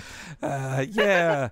That's the problem. Direction-wise, the other alien by Frank Welker is like, I am an alien, like that. He's playing it just so stock. I'd prefer if the other guy was a joke, but I guess really only Laverne, Shirley, and Squealy are comedy characters, I suppose, here. But yeah, I love to talk about cheap that the alien and then the alien teleports to a place. Yeah. Just like, oh, they teleport. Later in the episode, they have to run. The aliens run a place. I'm like, what? Teleport. You can do that. Just who cares? And then it looks like he's taking them hostage or something because the alien has his arms around Laverne and Shirley, but it looks like a friendly come here. Yes, yeah. Yeah, and she's like, I don't cuddle on the first date. It's like, yeah, he does look like a guy for a photo of I got my arms around two broads here. Pretty nice. It's hard not to just do this Bronx accent at all times now. I don't know what humans are, but we're gonna invade Earth. Where they live, apparently. Yes, yeah, it's quite a turn. By the 10-minute mark, Laverne and Shirley are not just in the army, but they're in a spaceship that flies to the moon with a pig that is then held captive by aliens, and now they are the only two humans that know about a plan to conquer Earth, which... Honestly, those guys should do their research on nuclear arms because their one spaceship I don't think is going to conquer Earth. And there's only two of them. Yes. We don't see any other aliens other than these guys. Yeah, I'm glad you pointed that out because that's just what makes the show reek of cheapness to me, where there are just two other characters there. You want me to draw an army of aliens? We got to ship this thing. Who cares? It's two aliens. It'd be one thing if the aliens were we're going to go down and we're going to kidnap your leaders or something like that. Then I could at least maybe buy that, but saying, no, we're going to conquer Earth. Just the two of us and our one spaceship. I also love that Squealy just falls into a spacesuit, which they don't say he's trapped in, but the joke is later he is. But his instant thing is even to this alien you ever heard of Sergeant Turnbuckle? Well, he's not going to like this. Then, yes, the act break happens with Laverne and Shirley teleporting away and learning that an alien's plan to invade Earth. They then land on Venus, which is like, okay, they're on Venus. Great. Okay. There's like a very weird non-joke where Shirley says, "We're U.S. citizens and we have rights." Yes. It's not. I don't know if is that a joke. I don't understand. I guess they're arguing that they're political prisoners. I guess so. Yeah, they're like, hey, we're POWs now. I do like when they find out they're on Venus, they say like, hey, at least we're in the same neighborhood. Like, that's cute enough. And 100% this alien base had to have been in another Hanna-Barbera cartoon, like if not 5 other ones. But really, this cast here is the 3 named stars and then Ken Mars and Frank Welker. Yeah. And this is when we meet the Frank Welker alien, who's much broader than the Ken Mars alien. And then also talk about saving money. Instead of walking them over to the tubes, they spin them so they become just one static like cyclone shot that then moves over to a tube that puts them in there. Though really, just kill them, guys. Yeah, You know what? You've got these humans are like, okay. They were told they were going to help them invade. In no way are they asked to help them invade. Probably the only thing I thought was funny in this entire thing is when Gamma 6 introduces himself, Laverne ranks her and Shirley's looks. Oh, yes. I've got that clip here. Is they meet a fellow captive. What's going on? Let us out of here! We will let you out after we invade your Earth. Where are we now? You are in a prison chamber on the planet Venus.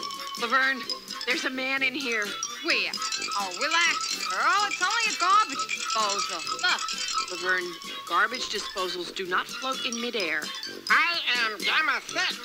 Pleased to meet you, Gamma 6. I'm Laverne. I've been told I'm about an 8, 8.5, and this is Shirley 5. 5? Now, just a minute here. I am from Gilderswain, 7th planet from York. What are you in for? I was picked up for speeding. Speeding? I was thinking too fast. Geez, girl, I didn't know there was a speed limit for thinking. Don't worry, Laverne. You're in no danger.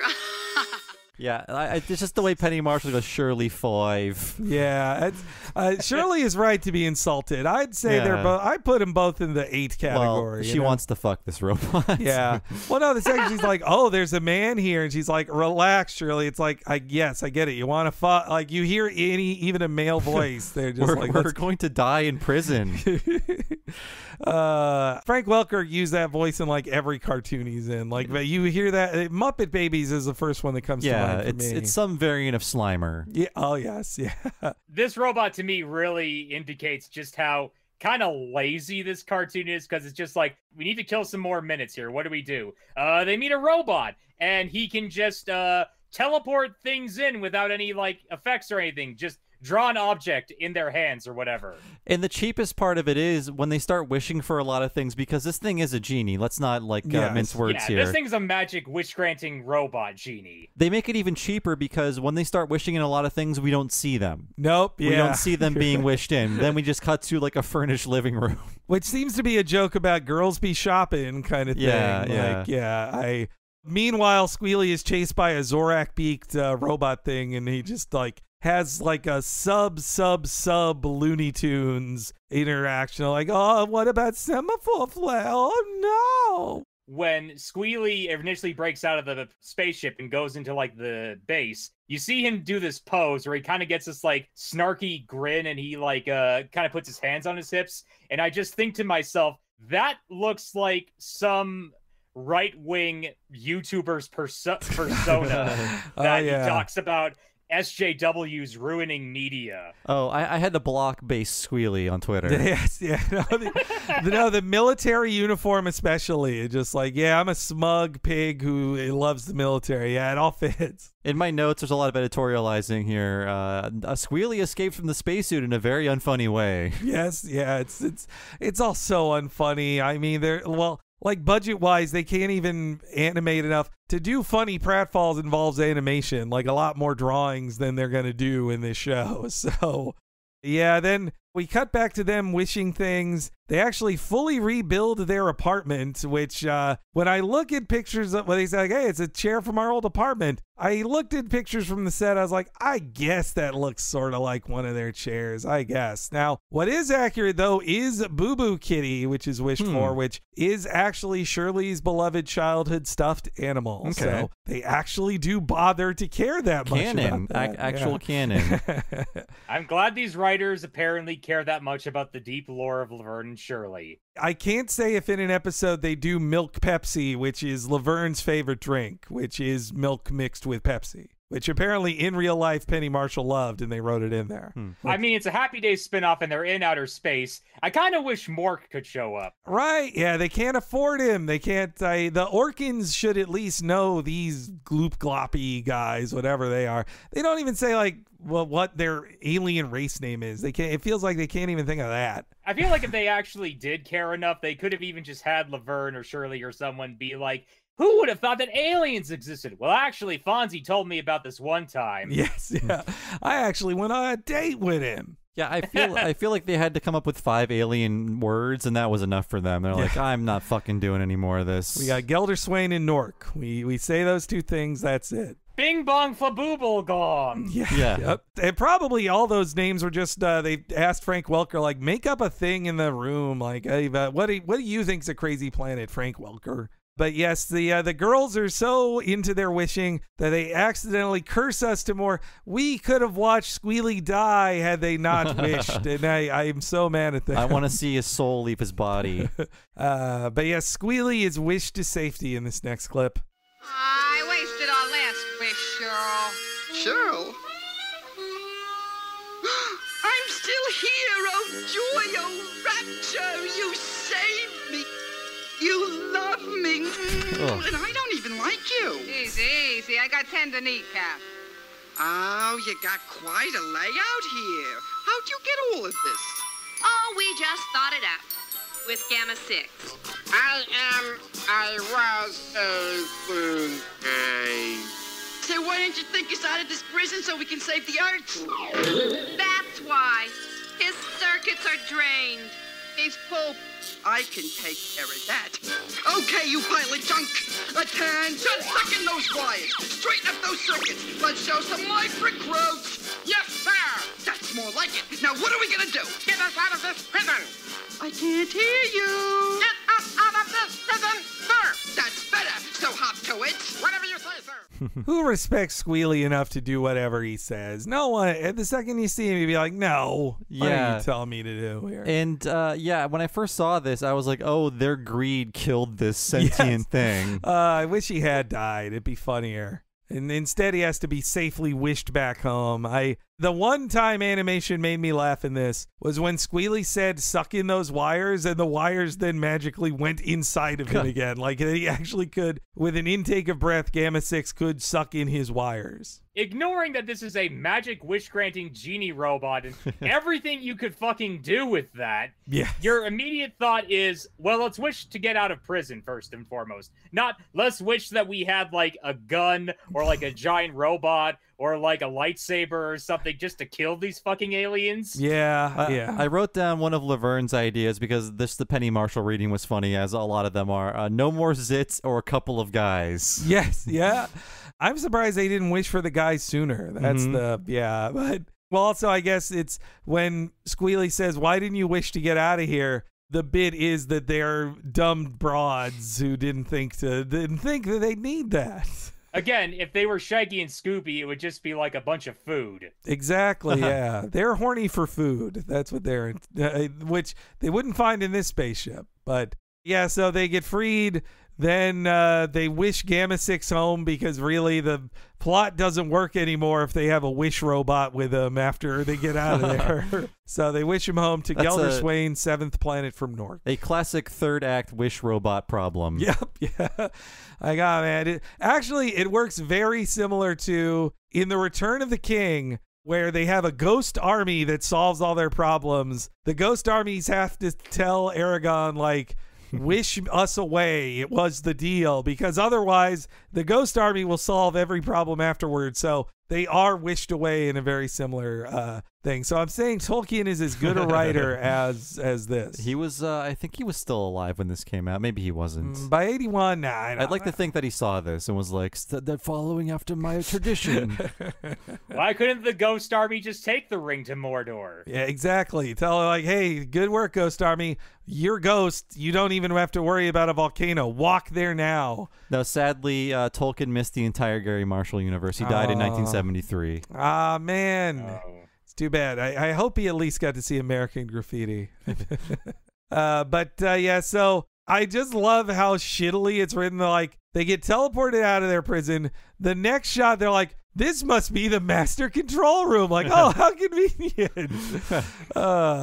And then also as they leave, but once they're in there, they see that the aliens are flying away, which will leave them stranded on Venus. So then Squidly's like, well, hey, good thing I found these space helmets and a jetpack right now. Like, let's fly away. I was like, oh, well, good thing. And I thought being in a spacesuit was an issue for him. Like, it was not a good thing for him to do. Now he's mastered it very easily. I also, in the next scene, I just have to go like, so I'm watching Laverne and Shirley be chased by a space bird on Venus when they're rocket packs. Yeah, they're floating through space because, of course, they're weightless in space. The space bird grabs Shirley, and then when Laverne knocks Shirley out of the space bird's claws, she falls. Yes. She falls downwards, and Laverne has to catch her. Yeah. As if they're not weightless in outer space. I'm kind of amazed that they even like bother to put them in spacesuits and not just like give them helmets and a jetpack. That's true. Yeah, they actually have like a sealed spacesuit that depends on a new character design, which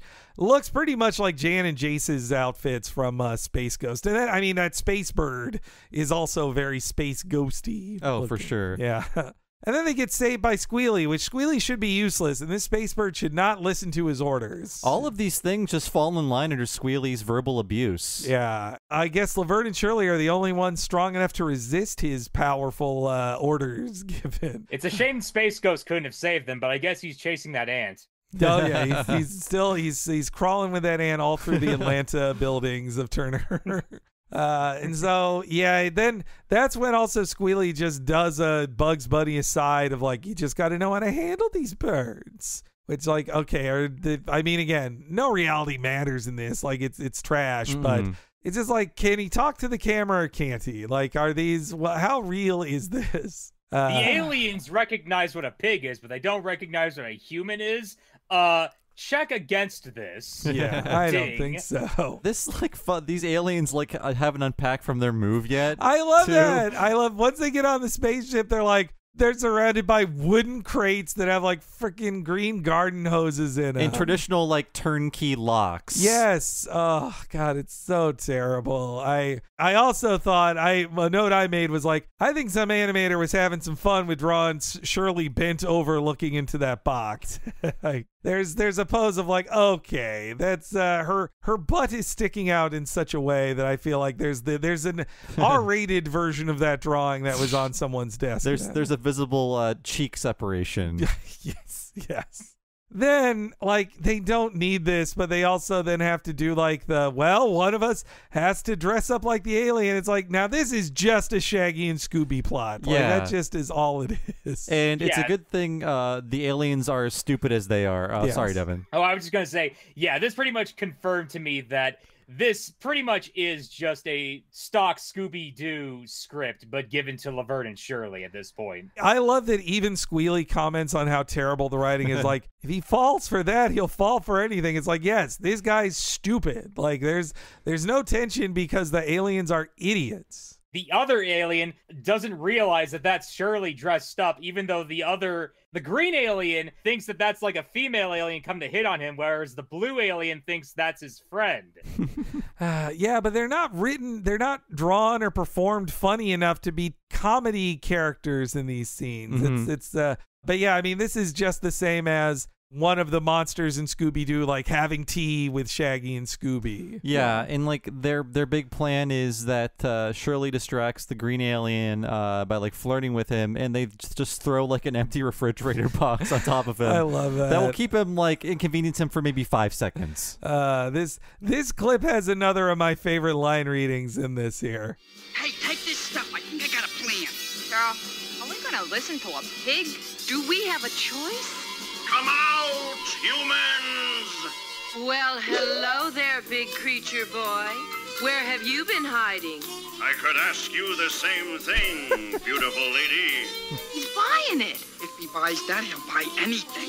The name is Grisnik 12 from Ubulon. Bulan, never heard of it. It's a new development. Why don't you come up to my place and we'll split a zorch? Now you're talking. Okay. Now! I've been tricked! One down, one to go. Let's go.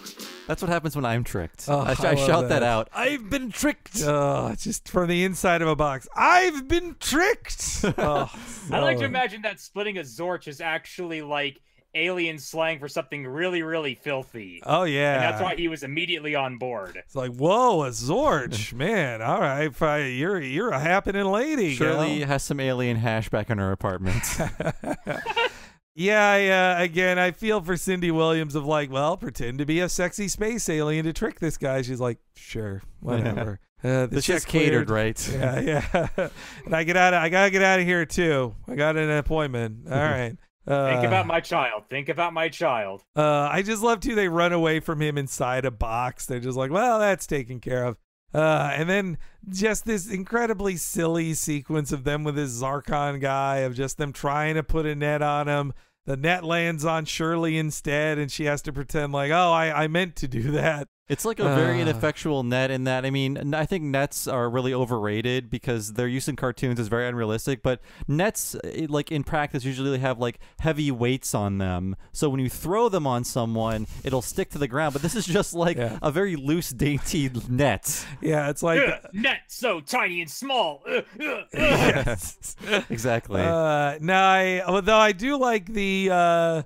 it does feel a little like a regular Laverne and Shirley plot of the three of them all going like, just having to do lies on top of lies to trick somebody like, oh, it's actually that, or no, it's yeah.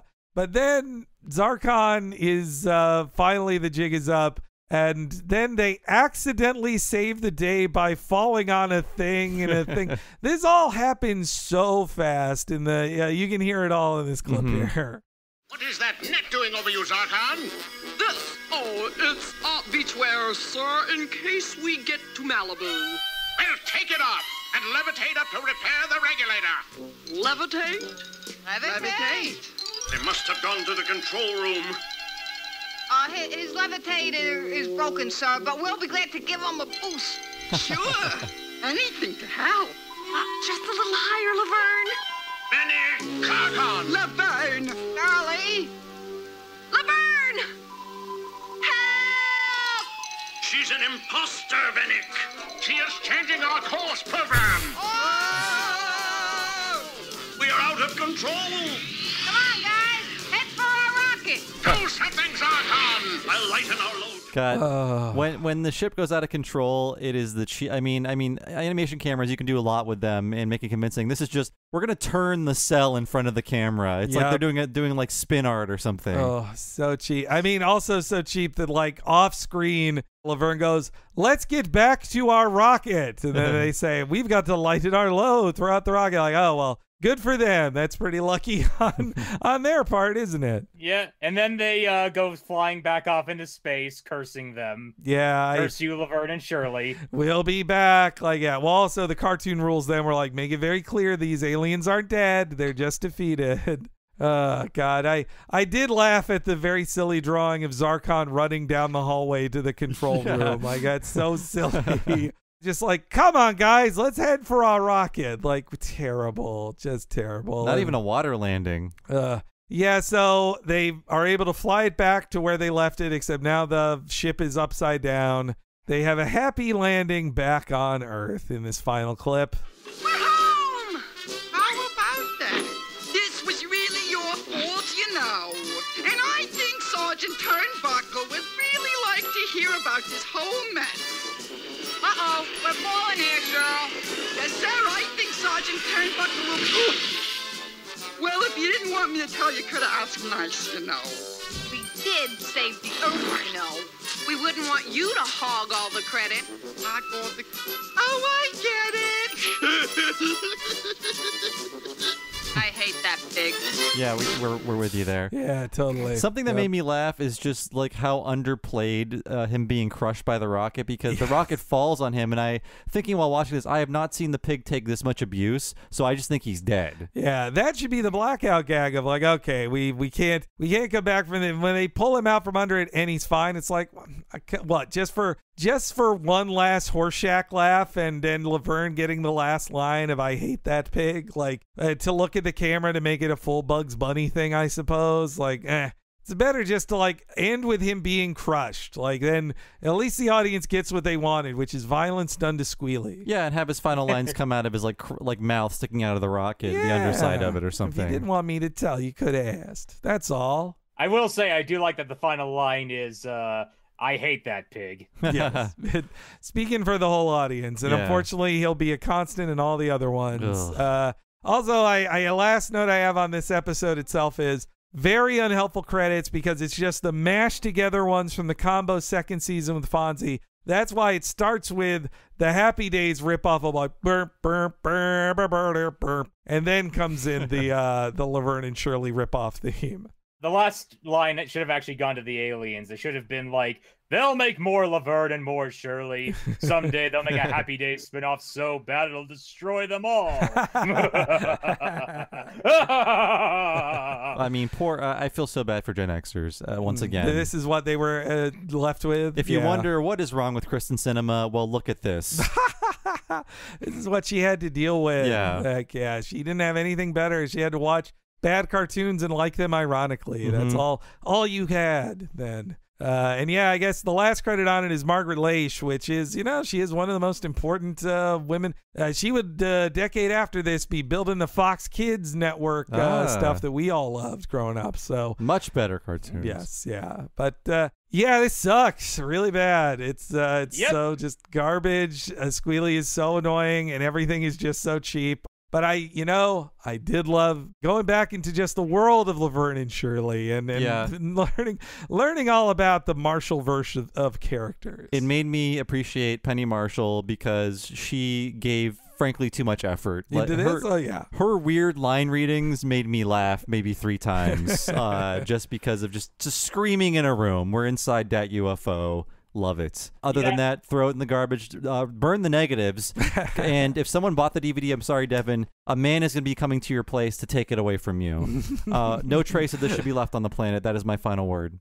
Oh, okay. Well, unfortunately, I uploaded it to YouTube, so unless the YouTube police come and take it down, then unfortunately it's out there for everyone. Laverne and Shirley, join the army for all. That is the unfortunate truth of our scenario, of our reality. And I inflicted this all upon you, and for that I apologize. I have committed a terrible sin against all of us. Sergeant Turnbuckle's not going to like you uploading these things to YouTube. Oh, man, he wouldn't. No. Yeah, sorry for doing this, but I do actually kind of like cartoons from this era and cartoons of this caliber. Even though I know that they're bad, I do sort of appreciate just how weird and kitschy and delightfully camp they are. Like, I did in fact grow up with cartoons like this. I never saw this show as a kid myself, but I do remember shows like, Josie and the Pussycats and Josie and the Pussycats Go in Outer Space and old Hanna-Barbera, crap like this. It is nostalgic to me on some level, and Scooby-Doo is actually one of my favorite, guilty pleasures. So I will concede to that. Sure. It just shows everyone what cartoons were like 40 years ago. Bad. But I guess, Devin, any final, other than promoting the YouTube uploads you have of this so everybody can watch all the episodes, is there anything else you wanted to point people towards? No, not really. I'm mostly just, keeping to myself nowadays. Mostly just, doing some personal projects. Nothing that I can really have anything to show of quite yet. Just hanging in there as we all are. Well, we've recorded with you through the entire pandemic, and now from first lockdown to our first vaccination. So yep, it's been quite a journey. And I thank you for uploading these to YouTube. It was actually a much I hope it does not get taken down by Warner Media or Paramount anytime soon. I don't imagine they care that much about this. No. Oh, and I'm glad we didn't do the one where they go to Japan. Yikes. Yeah, that episode I'm pretty sure is problematic for numerous reasons. You know, I watched a tiny bit of it, and I'm not saying it's not, but the Japanese man they meet is drawn to be a handsome man they are attracted to, and he is not a joke. So it could be worse. Yeah. What is his accent like? Calm, normal. I believe he's voiced by Kenneth Mars, though, but he's not. It's not an extreme thing. Yeah. Okay. It's the best you could hope for in 1981. You know. I will drink to that. But thank you so much, Devin, again for another great pick. Well, great, quote unquote. Sure. Yes. Great is ironically said in the pejorative sense. Yeah.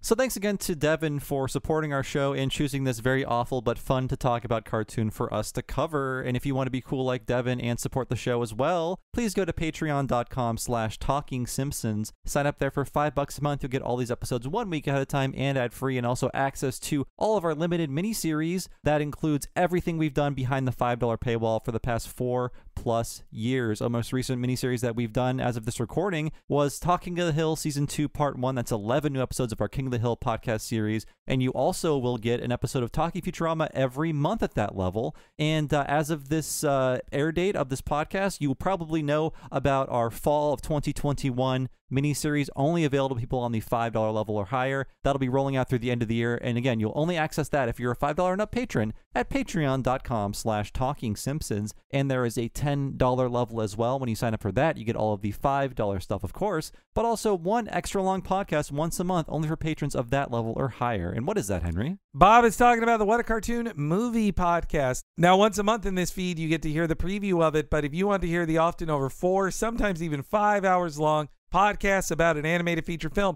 you got to sign up at that $10 level at patreon.com/TalkingSimpsons. In addition to all the $5 things Bob just mentioned, you get that monthly What a Cartoon movie podcast where we take an animated feature film and go super in depth like we just did with Laverne and Shirley in the Army. Recent ones include our Disney Renaissance Summer of Hercules, Hunchback of Notre Dame, and The Lion King, and previous ones included Beavis and Butthead Do America, to Kiki's Delivery Service, and everything else in between. We are closing in on finishing our 3rd year's worth of it, over 150 hours of exclusive What a Cartoon movie podcasts, in addition to everything else you get at that $10 level. Please check it all out at patreon.com/TalkingSimpsons. So as for me, I have been one of your hosts, Bob Mackey. You can find me on Twitter as Bob Servo, and my other podcast is Retronauts. That is a classic gaming podcast about old video games. You can find that wherever you find podcasts, or go to patreon.com/Retronauts. Sign up there for 2 full-length episodes every month. Henry, what about you? Follow me on Twitter at HENEREYG. You'll stay up to date on everything going on in my life. And also,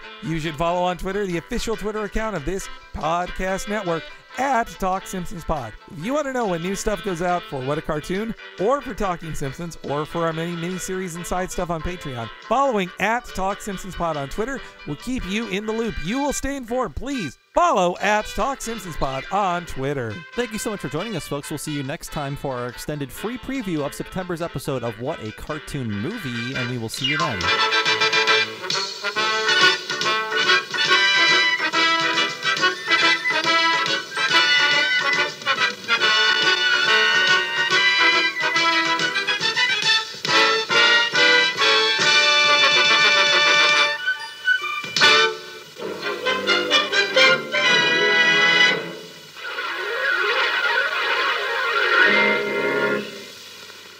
Could you take me home? To Gelderswain, 7th planet from north. You got it. Thanks. How'd you remember that? Well, he obviously was not from Detroit, Laverne. Now, come on. Let's save Earth.